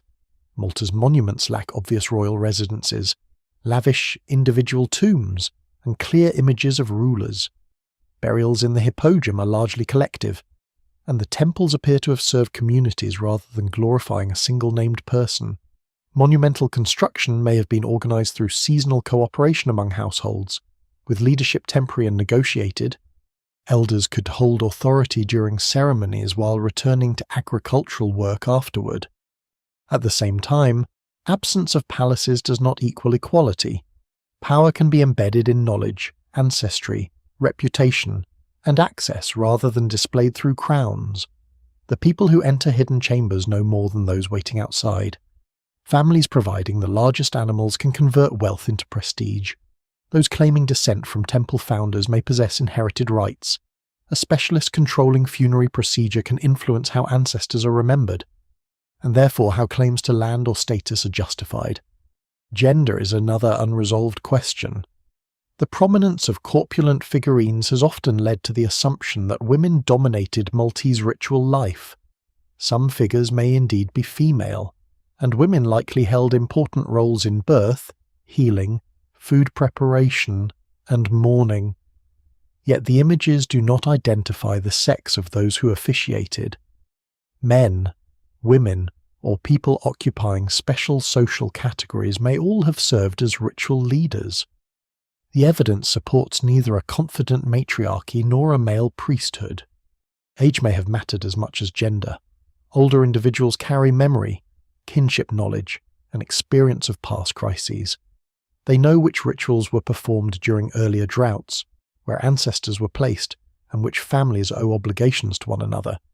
In a society without writing, living memory is an archive. An elder who remembers the proper order of a ceremony protects continuity, while younger participants learn through repetition. The temple may have gathered several kinds of leadership into one setting. Builders manage labour, herd owners provide animals, healers prepare substances, elders preserve memory, skilled speakers direct ceremonies, custodians maintain chambers and objects. No single individual needs to dominate the whole system. Power can be distributed among specialists whose cooperation keeps the sacred institution functioning, though rivalry may emerge over access, offerings, or prestige. What survives suggests a society in which sacred authority was real, but not cleanly separated from everyday life. Temple leaders probably did not live as distant monarchs. They belonged to the same island communities, depended on the same harvests, and faced the same environmental limits. Their influence came from organising labour, memory, food, death, and uncertainty within a shared ritual order. Inside the temples, that influence became visible without requiring a throne. One person opened the screen, another carried the lamp, another received the offering through the stone aperture. Someone spoke from the darkness, selected the animal, interpreted the season, or decided where the bones would rest. The titles are lost, but the structure of authority remains. It survives in every narrow doorway dividing those who waited from those who knew what happened beyond it. The authority visible inside Malta's temples becomes even more remarkable when viewed from outside, across the settlements and fields that supplied them. These communities build monuments of extraordinary scale without leaving behind the usual signatures of centralized states. There are no known royal palaces towering above the villages, no inscriptions naming kings, no monumental tombs reserved for ruling dynasties, and no clear evidence of permanent armies enforcing obedience. Yet thousands of people must still be fed, coordinated, and persuaded to contribute labor over generations. The temples therefore reveal a form of power that is real, organized, and durable, but expressed through cooperation, ritual, and control of resources rather than through crowns and fortifications. Every massive stone begins with a chain of decisions. A quarry must be selected, workers assembled, tools prepared, transport routes cleared, and food supplied. Some labourers cut stone, while others shape timber, twist rope, prepare sledges, carry water, or repair pathways. Herding and farming cannot simply stop while construction continues. Households must produce enough to support both those working in the fields and those occupied at the monument. Even if building occurred seasonally after harvest, the effort required planning beyond the needs of one family. This does not mean that thousands worked at once. Temple construction may have advanced slowly, with relatively small teams adding walls, raising entrances, and resurfacing chambers over decades. Such a process would reduce the immediate burden, but it would increase the importance of continuity. Plans and techniques must survive the deaths of individual builders. Each generation inherits unfinished work and decides whether to continue it. The monument becomes a long-term commitment binding people not only to one another, but to ancestors who began the project, and descendants expected to complete or maintain it.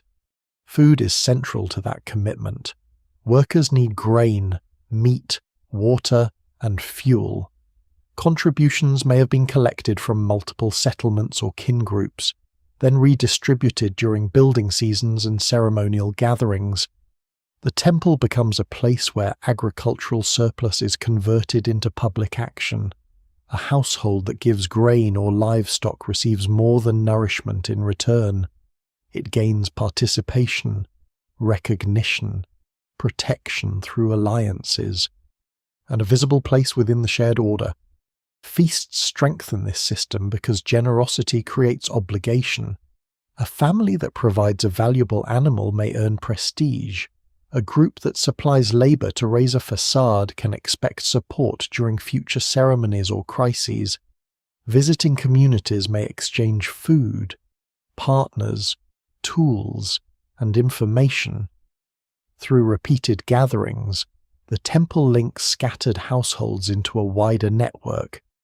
Cooperation becomes memorable because it is attached to stone, sacrifice, and ritual rather than to an informal agreement easily forgotten. The monuments may also help manage conflict. Small island communities share limited water, soil, pasture, and access to landing places. Disputes are inevitable, but sustained warfare would be costly and dangerous in such a restricted environment. Temples offer neutral or semi-neutral settings where alliances can be renewed, marriages arranged, debts acknowledged, and tensions absorbed into ceremonial obligations. Shared participation does not eliminate rivalry, yet it provides a structure through which rivalry can be expressed without destroying the entire system. Clear evidence for organized warfare during the temple period remains limited. Weapons are not prominent in the archaeological record. Defensive architecture is not a defining feature of the settlements, and the art does not celebrate warriors or conquest. This has encouraged images of prehistoric Malta as unusually peaceful. That may be partly true, but caution is necessary. Violence can occur without fortresses, and interpersonal conflict may leave little visible trace. The absence of armies does not mean the absence of coercion. Social pressure, exclusion, debt, control of marriage, or denial of ritual access can all enforce obedience without leaving dramatic archaeological remains. The temples themselves can operate as instruments of persuasion. Their scale demonstrates what collective labor can achieve, but it also reminds individuals that the community is larger and older than any one household. A person standing before blocks moved by generations may feel pride, obligation, or submission. The monument embodies inherited rules, To refuse participation could mean more than avoiding work. It could risk exclusion from feasts, alliances, burial rites, or access to sacred protection. Authority therefore may have depended on reputation rather than command. Leaders who successfully organize construction gain trust. Ritual specialists who predict seasonal events, manage offerings, or settle disputes accumulate influence. Wealthy herders who donate animals turn economic resources into public honor. Skilled builders become indispensable because technical knowledge is difficult to replace. None of these figures needs to become a king for hierarchy to emerge. The lack of royal imagery is especially important.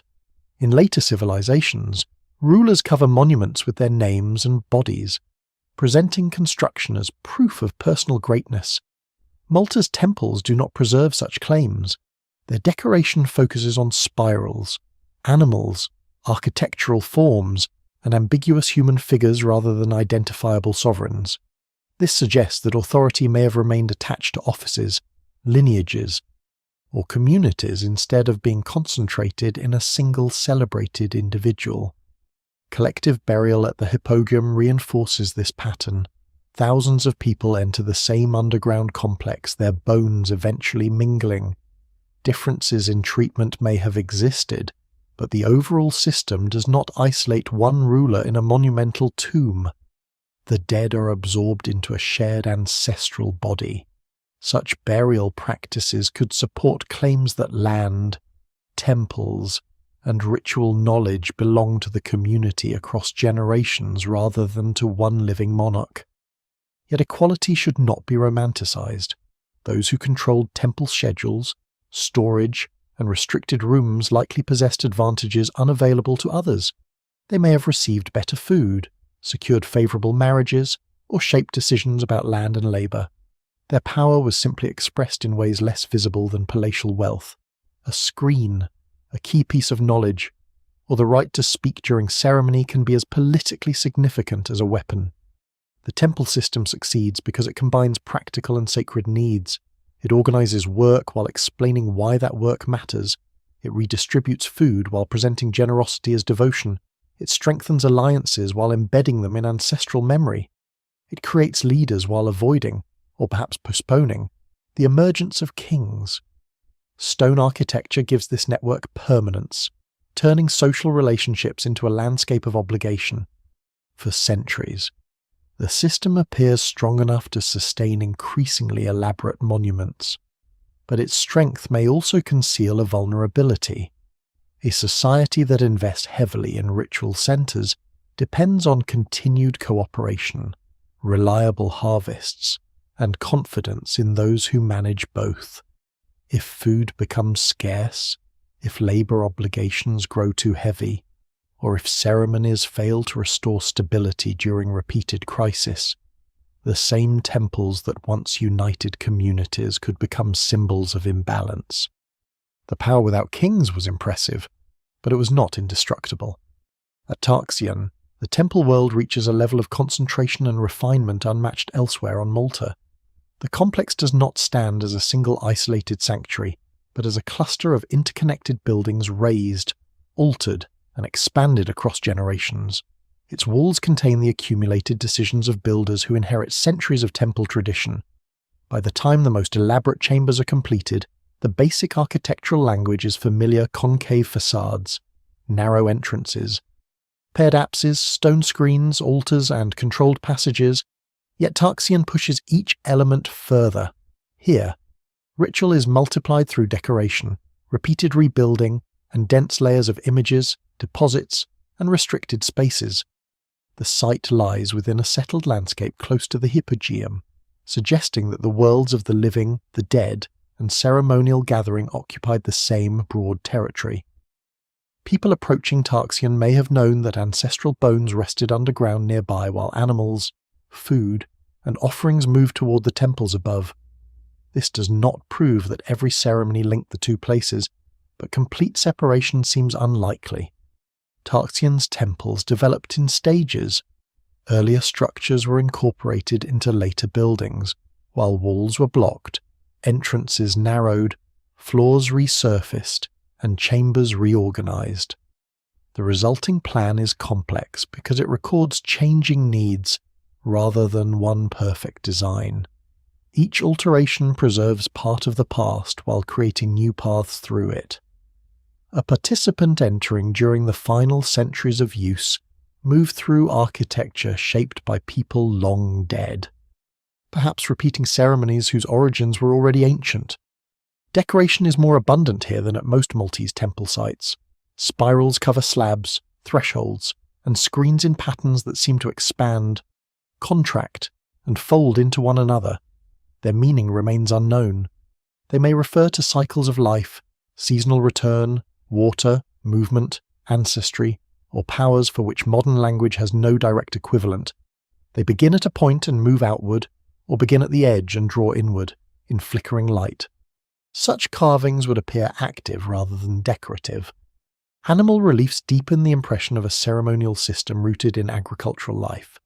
Rows of cattle, sheep, goats, and pigs move across stone surfaces, their bodies organized into processions. These are not casual sketches of village livestock. They are deliberately placed images inside spaces where actual animals were slaughtered, consumed, and deposited. Carving fixes the animal in permanent form, while sacrifice transforms the living creature into blood, meat, bone, and memory. At Tarxien, the represented animal and the offered animal seem to belong to the same symbolic economy. One carved block combines this relationship in an especially striking way. Above its surface, animals are shown in relief. Within a concealed cavity, archaeologists found horns and bones. The hidden deposit suggests that images could be completed by material remains placed inside the architecture. The wall does not merely show an animal, it contains part of one. Some important acts may have involved sealing objects where no living person would look at them again. The monumental statue at Tarxien would have intensified the interior experience. Only its lower portion survives powerful legs, a broad skirt or body, and feet planted firmly on a base, reconstructed to its likely full height. It may have towered above the people who entered the chamber. Whether the figure represented a deity, ancestor, ritual office, or idealized human remains uncertain. Its scale alone communicated authority. In a roofed, dimly lit space, the upper body may have disappeared into shadow. The statue stood within a setting structured by barriers and decorated slabs. It was not placed in an open plaza for casual inspection. Access to it was mediated. Some participants may have seen only part of the figure through an entrance or across a screen. Others may have approached more closely during specific rites. Textiles, pigment, ornaments, or removable attachments could have changed its appearance, although such materials have vanished. The statue visible today may be only the stone core of a more elaborate ritual body. Altars and stone tables appear throughout the complex. Some are decorated with spirals, while others stand beside basins, niches, or porthole screens. Their repetition suggests that Tarxien hosted several related activities rather than one central ceremony. Offerings could be prepared in one chamber, displayed in another, and consumed or deposited elsewhere. Different groups may have used different parts of the complex according to kinship, status, season, or ritual function. The temples share walls without becoming one undivided hall, allowing the complex to host several layers of ceremony at the same time. Repeated rebuilding shows that the system remained active and adaptable. When a chamber no longer suited ceremonial needs, it could be modified rather than abandoned. New floors covered old deposits. Fresh screens redirected movement. Earlier carvings remained visible, were reused in new settings, or disappeared behind later walls. This process turned Tarxien into an archive of ritual change. The builders respected inherited forms, but they were not imprisoned by them. Such investment implies confidence. Communities continued to supply labour, animals, food, and skilled craftsmanship. Specialists possessed enough authority to direct renovations and preserve complex ceremonial knowledge. The temple system had matured into something capable of coordinating resources across generations. Tarxien represents not a primitive experiment, but the height of an established tradition whose participants understood how architecture, imagery, sacrifice, and restricted access work together. Yet the density of the complex also hints at strain. More rebuilding may indicate vitality, but it can also reflect competition, changing leadership, or the need to renew ceremonies whose force was no longer taken for granted. A larger statue, a more elaborate screen, or a richer feast might strengthen devotion, but it might also raise expectations. The archaeological record cannot reveal whether participants experienced Tarxien's final form as a triumphant culmination or as an increasingly demanding system. For a time, however, the temples still command the island's labour and imagination. Animals move in stone processions, spirals turn across barriers, hidden cavities receive bones, a colossal figure occupies the shadows. Generations of construction converge within one complex where the sacred has become architecture, performance, economy, and memory at once. Tarxien stands at the summit of Malta's temple culture, but summits are exposed places from such heights. Even small fractures become visible, and beneath the polished surfaces the first contradictions are already gathering. The polished surfaces of Tarxien and the measured curves of Malta's temples can create an image of an orderly, peaceful society united by shared belief. There are no carved battle scenes, no triumphant kings, and few weapons displayed as symbols of power. For this reason, the temple period has often been imagined as an age of harmony, abundance, and collective devotion. Yet the deeper the archaeological record is examined, the more difficult that image becomes to sustain. Restricted chambers, fragmented bodies, deliberately broken objects, concealed deposits, and uneven access all suggest a sacred system built not only on cooperation, but also on exclusion, tension, and the careful management of forces that could not be shown openly. The temples divide people from the moment they approach.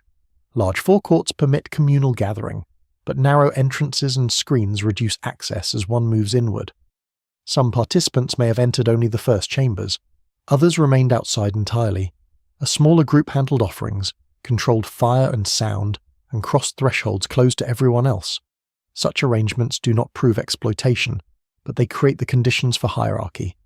Sacred knowledge becomes most powerful when it's unevenly distributed, and those who possess it can claim authority that others cannot easily challenge. Even visibility is unequal. A person outside may hear an animal being killed but never see the act. Someone waiting before a porthole slab may hand over food, or a vessel without knowing where it is taken. A monumental statue may be revealed only briefly or viewed from a distance through darkness. The temple allows participation without full understanding. This may deepen awe, but it may also reinforce dependence on specialists who alone know what lies behind the screen. Offerings add another source of tension. Livestock, grain, pottery, labour, and fuel all come from households whose resources are limited. A large feast can unite a community, but contributions are rarely painless. In a good year, donating an animal may display generosity and strengthen alliances. During drought or poor harvests, the same obligation could threaten a family's survival. Those who manage temple demands may insist that sacrifice is necessary precisely when resources are most scarce. The greater the crisis, the more urgently ritual may be required, creating a cycle in which uncertainty increases the cost of maintaining the sacred system. Broken objects found in temple deposits complicate the picture further. Pottery vessels, figurines, carved pieces, and tools sometimes appear deliberately fragmented rather than accidentally damaged. In ritual terms, breaking may release an object's power, mark the completion of a ceremony, or prevent reuse. Yet destruction also communicates control. A valuable object removed from circulation cannot be inherited, traded, or used by another family. Its sacrifice transforms material wealth into religious authority, but it also concentrates the right to decide what must be surrendered. Some objects appear to have been buried beneath floors, sealed behind slabs, or placed inside cavities where they could never again be seen. These deposits may have dedicated a new building phase, closed an old chamber, or renewed the temple after a period of crisis. The act resembles feeding the monument with fragments of animals, vessels, and symbolic objects. Every renovation may therefore require not only labour, but loss. The temple grows by absorbing resources that disappear from ordinary life. Human remains raise more unsettling questions. The hypogeum is clearly a burial complex, but isolated human bones have also been found in or near temple contexts. Some may result from later disturbance, secondary burial, or the movement of material between sacred places. Claims of widespread human sacrifice are not supported by strong evidence, and sensational interpretations go beyond what archaeology can demonstrate. Still, the boundary between temple and tomb was not absolute. Human bone carried ritual significance, and the dead remained active within the ceremonial landscape. A few discoveries have encouraged speculation about violent death, but skeletal evidence is fragmentary and often poorly documented because many sites were excavated before modern methods developed. Cut marks, fractures, or unusual placement can have several causes, including post-mortem handling, burial practices, accidental damage, or later disturbance. Scholars still debate whether any individual was killed as an offering. The honest conclusion is uncomfortable in its uncertainty. There is no clear proof of regular human sacrifice, but neither can every unusual human deposit be explained with confidence. The treatment of the dead at the hypogeum reveals its own inequalities. Thousands of individuals were buried collectively, yet not all received the same objects, positions, or degree of attention. Some bodies may have been placed in prominent chambers before their bones were moved. Others may have entered less accessible deposits with few offerings. The mixing of remains creates an image of communal ancestry. But that final mixture may conceal differences that were significant during funerary ceremonies. Collective burial does not necessarily mean equal status in life or death. Violence may also leave traces too subtle to dominate the record. Small communities can experience feuds, coercion, domestic abuse, and competition without building fortresses or celebrating warriors. A society can avoid organized warfare while still enforcing conformity through shame, exclusion, and control of resources. Refusal to contribute to a temple project might damage a household's alliances. Challenging ritual specialists could risk exclusion from feasts or burial rites.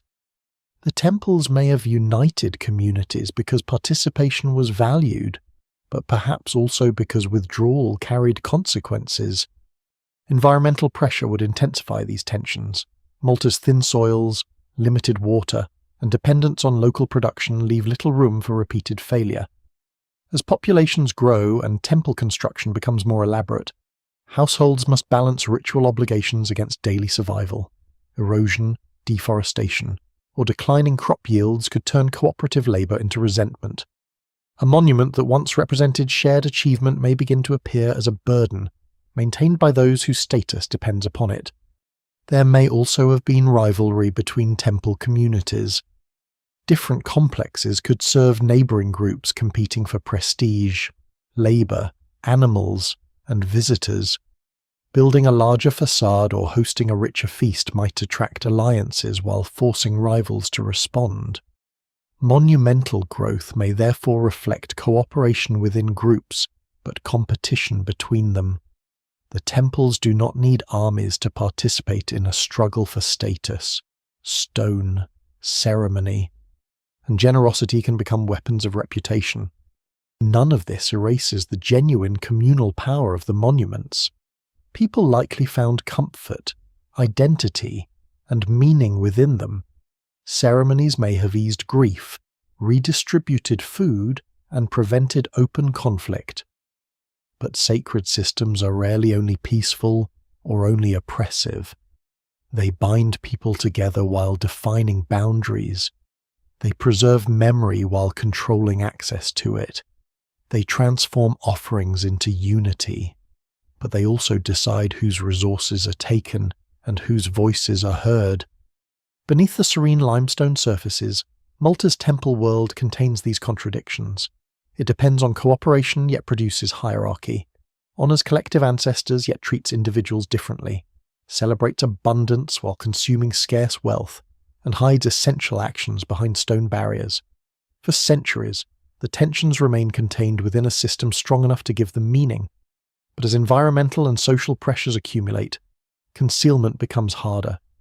The temples can manage uncertainty only while people continue to believe that their sacrifices, labour, and obedience preserve the world around them. The end of Malta's temple world does not arrive as a single visible catastrophe. No layer of volcanic ash buries every sanctuary at once. No invading army leaves a trail of burned settlements and mass graves. No surviving inscription records famine, rebellion, or the failure of the gods. Instead, sometime around the middle of the 3rd millennium BCE, the long tradition of building and maintaining the great temples fades. Ceremonies cease, chambers are abandoned, and the social system that sustained monumental construction disappears.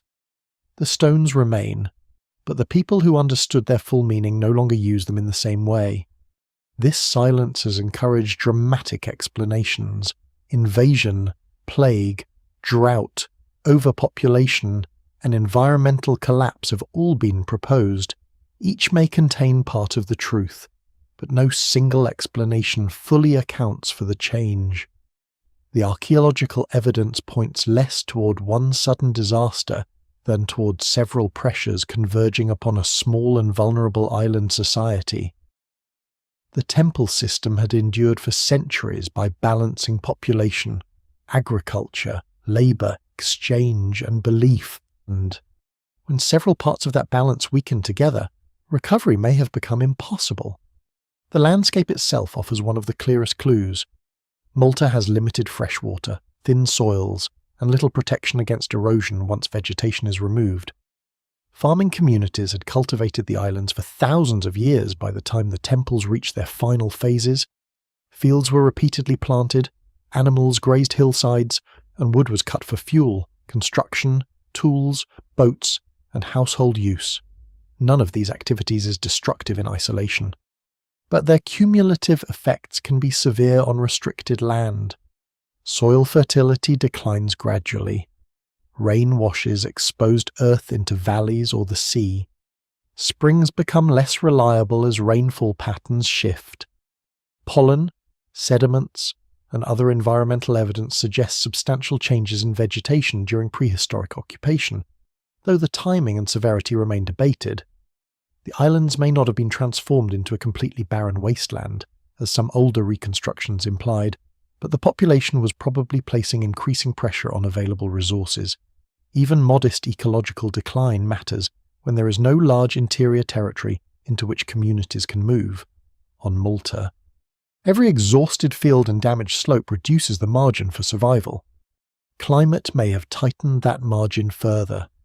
Across parts of the Mediterranean and surrounding regions, the 3rd millennium BCE includes periods of increasing aridity and climatic instability.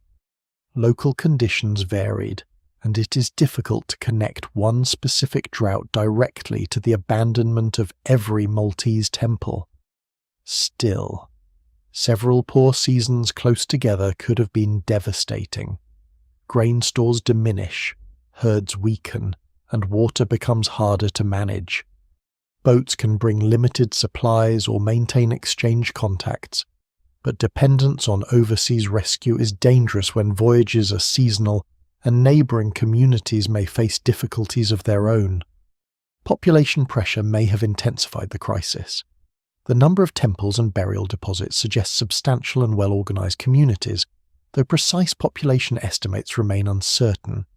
More people provide more labour for building, but they also require more food, pasture, timber, and water. A system successful enough to support growth can gradually create conditions it cannot sustain. Larger gatherings demand larger contributions. More ancestors enter collective tombs. More households compete for productive land while temple leaders continue to organise ceremonies built around abundance. At first, ritual may have helped communities respond. During drought or crop failure, gatherings could redistribute food, reaffirm alliances, and reduce panic. Sacrifice offered a meaningful action when people could not control rainfall. Construction itself might provide solidarity, turning anxiety into collective labour. Yet repeated crisis places dangerous pressure on ritual authority. If ceremonies promise order but conditions continue to worsen, people may question those who conduct them. A failed harvest can be endured once. A pattern of failure can undermine the entire explanation of how the world is supposed to work. Temple obligations may then become part of the problem. Animals offered at a feast cannot rebuild a household's herd. Grain consumed at a major gathering cannot be planted. Labour spent renovating chambers is unavailable for terraces, wells, boats, or new fields. In earlier generations, such contributions strengthened the community. Under severe scarcity, they may appear wasteful or unfair. Families with fewer resources may resist demands imposed by ritual specialists or wealthier lineages.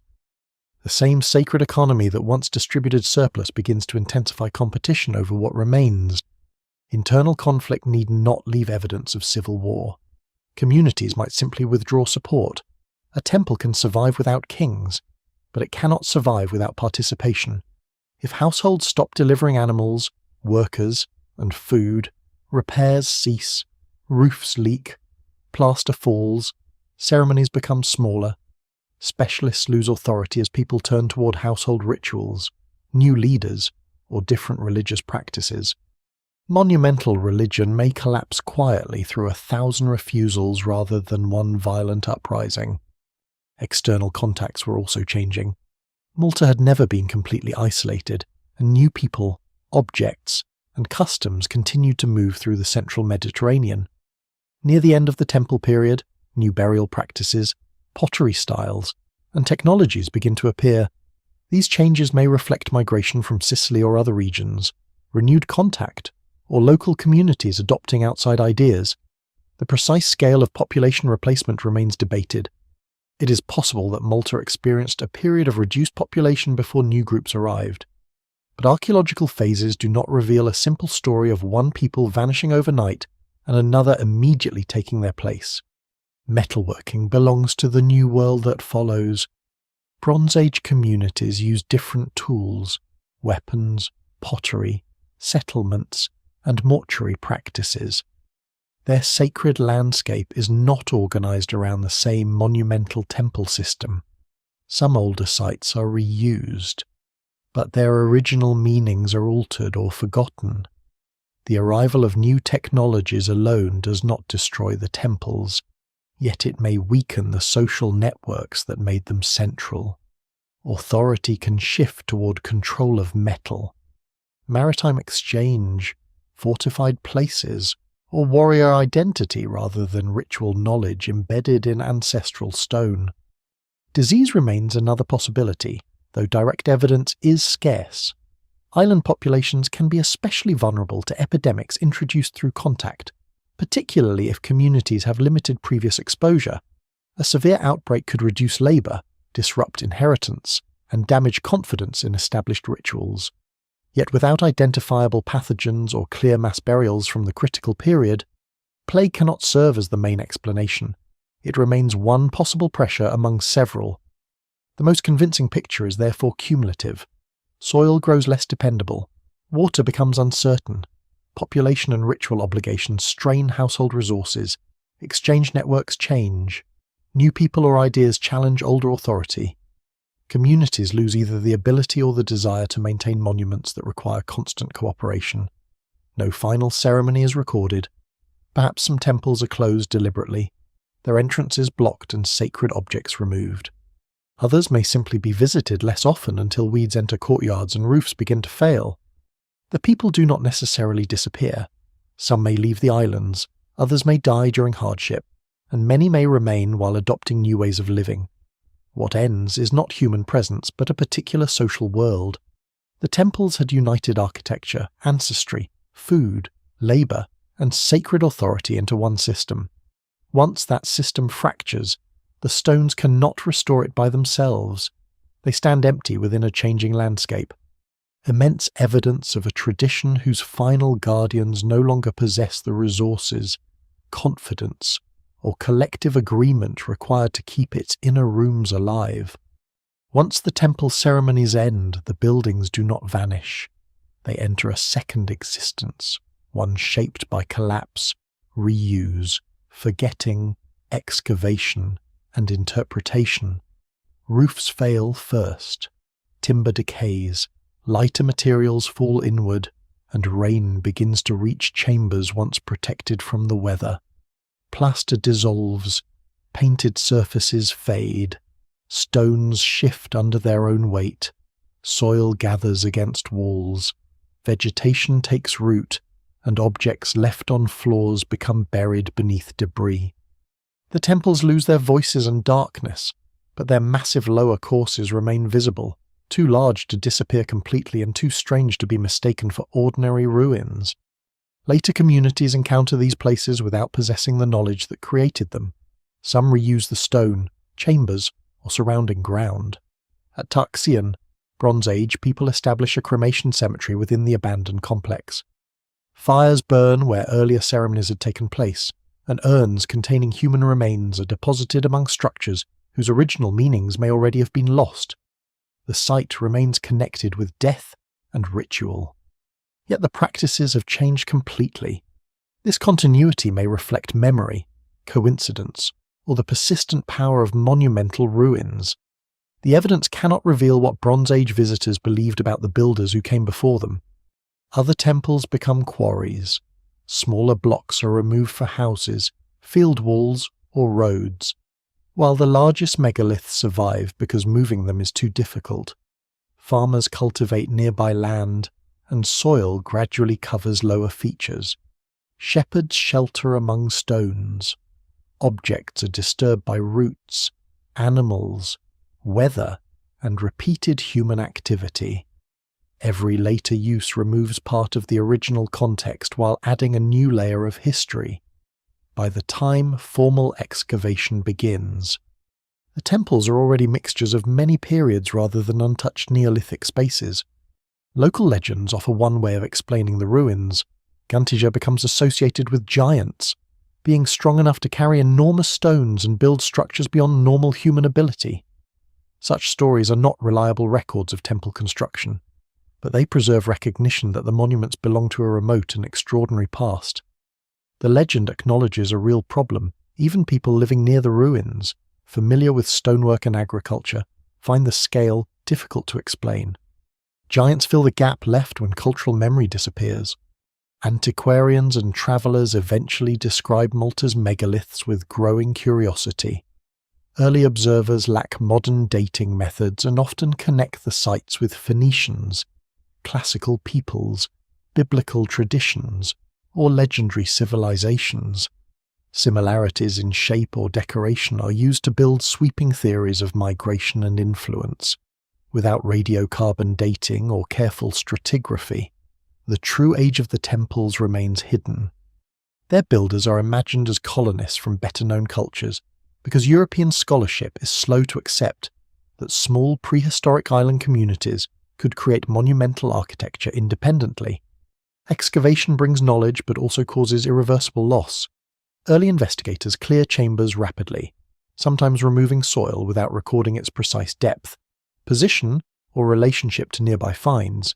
Human bones are gathered in bulk. Pottery fragments are sorted by appearance. Walls are reconstructed according to what excavators believe the temples should have looked like. These efforts save many objects and expose major structures.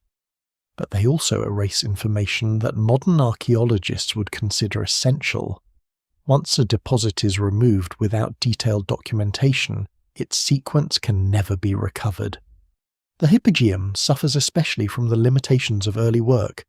Thousands of human remains and artifacts are encountered under urgent conditions while construction expands above. Notes, drawings, and collections survive, but not enough to reconstruct every burial episode. Later researchers must interpret a complex underground site through incomplete records. Questions about who was buried where, how bodies were treated, and which objects belonged together remain permanently difficult because the original relationships were disturbed before they could be fully understood. Scientific archaeology gradually transforms the picture. Stratigraphy, pottery sequences, radiocarbon dating, skeletal analysis, residue studies, geological research, and environmental reconstruction place the temples securely within Malta's Neolithic past. The monuments are recognized as older than the pyramids of Egypt and Stonehenge's great stone settings, though such comparisons can mislead when used only to rank ancient achievements. Malta's temples belong to their own historical context. Their importance does not depend on winning a contest of age. Modern research also dismantles many confident interpretations. The idea of a single mother goddess ruling every sanctuary becomes increasingly difficult to defend. Figurines once assumed to be female are re-examined. Claims of peaceful matriarchy, astronomical precision, healing cults, or acoustic engineering are tested against the surviving evidence. Some possibilities remain plausible, but certainty recedes. Archaeology advances not only by discovering answers, but by identifying where earlier answers were built upon assumption.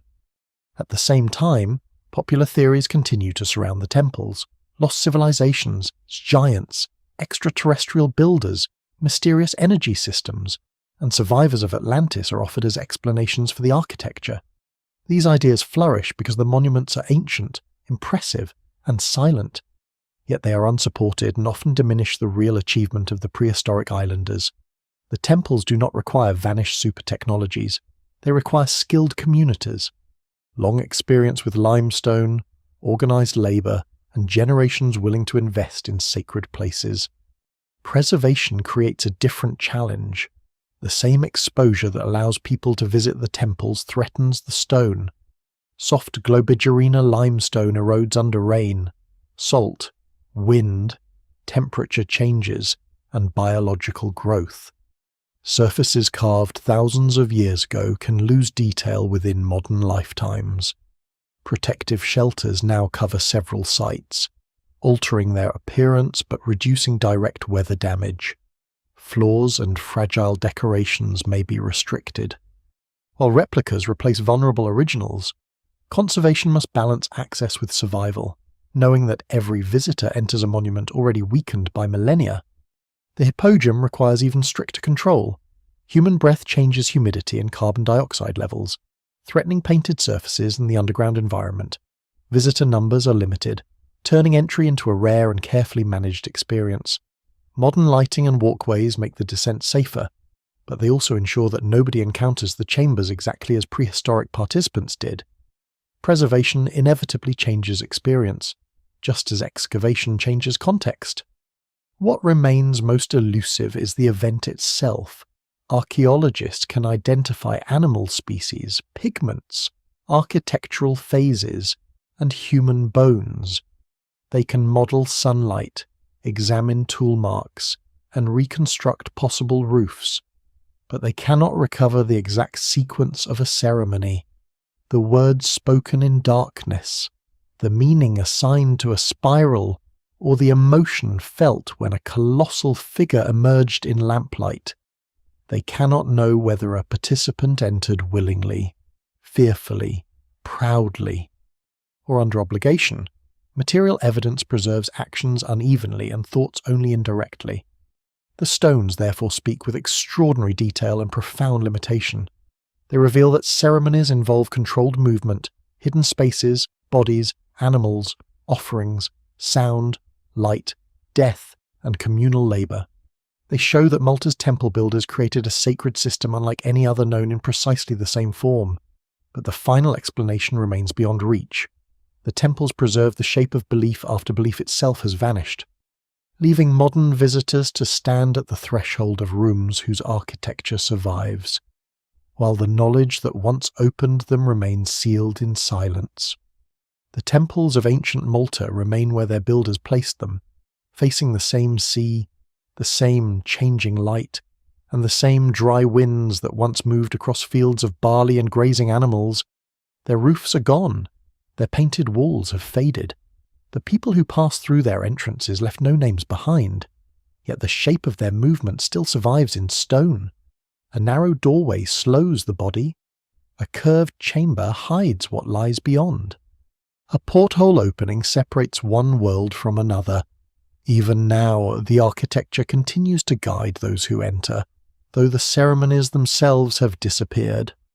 Perhaps that is why the temples feel so unsettling. They are not empty in the ordinary sense. They are filled with intention whose meaning can no longer be fully recovered. Every altar suggests an act. Every screen implies someone was permitted to cross while others remained behind. Every animal bone, figurine fragment, painted spiral, and sealed deposit preserves a moment when people believed that what they did inside these walls mattered to the survival of their community. They built without kings whose names needed to be remembered. They raised monuments without inscriptions explaining why. Their world rested instead on shared labour, inherited knowledge, seasonal gatherings, care for the dead, and the repeated transformation of food, animals, sound, light, and stone into sacred experience. For centuries, that system endured. Then it weakened, changed, and finally fell silent. What remains is not a clear answer to what really happened inside the temples, but a boundary between evidence and imagination. Archaeology can bring us close. It can recover the smoke-darkened chamber, the carefully placed offering, the resonance of a voice beneath the earth, and the first beam of sunlight touching an interior stone. But it cannot restore the exact belief that made those moments meaningful. And so the temples continue to hold their deepest secret, not because they conceal some lost technology or forbidden history, but because human memory is fragile. A civilization can shape landscapes, move stones weighing many tons, and create ceremonies repeated for 1,000 years, yet still lose the words that explained everything. At sunset, the limestone turns warm before fading into shadow. The entrances darken first. Beyond them, the chambers become unreadable once more. The sea remains on the horizon, and the islands settle into silence, guarding the memory of people who entered those temples believing they understood the hidden order of the world.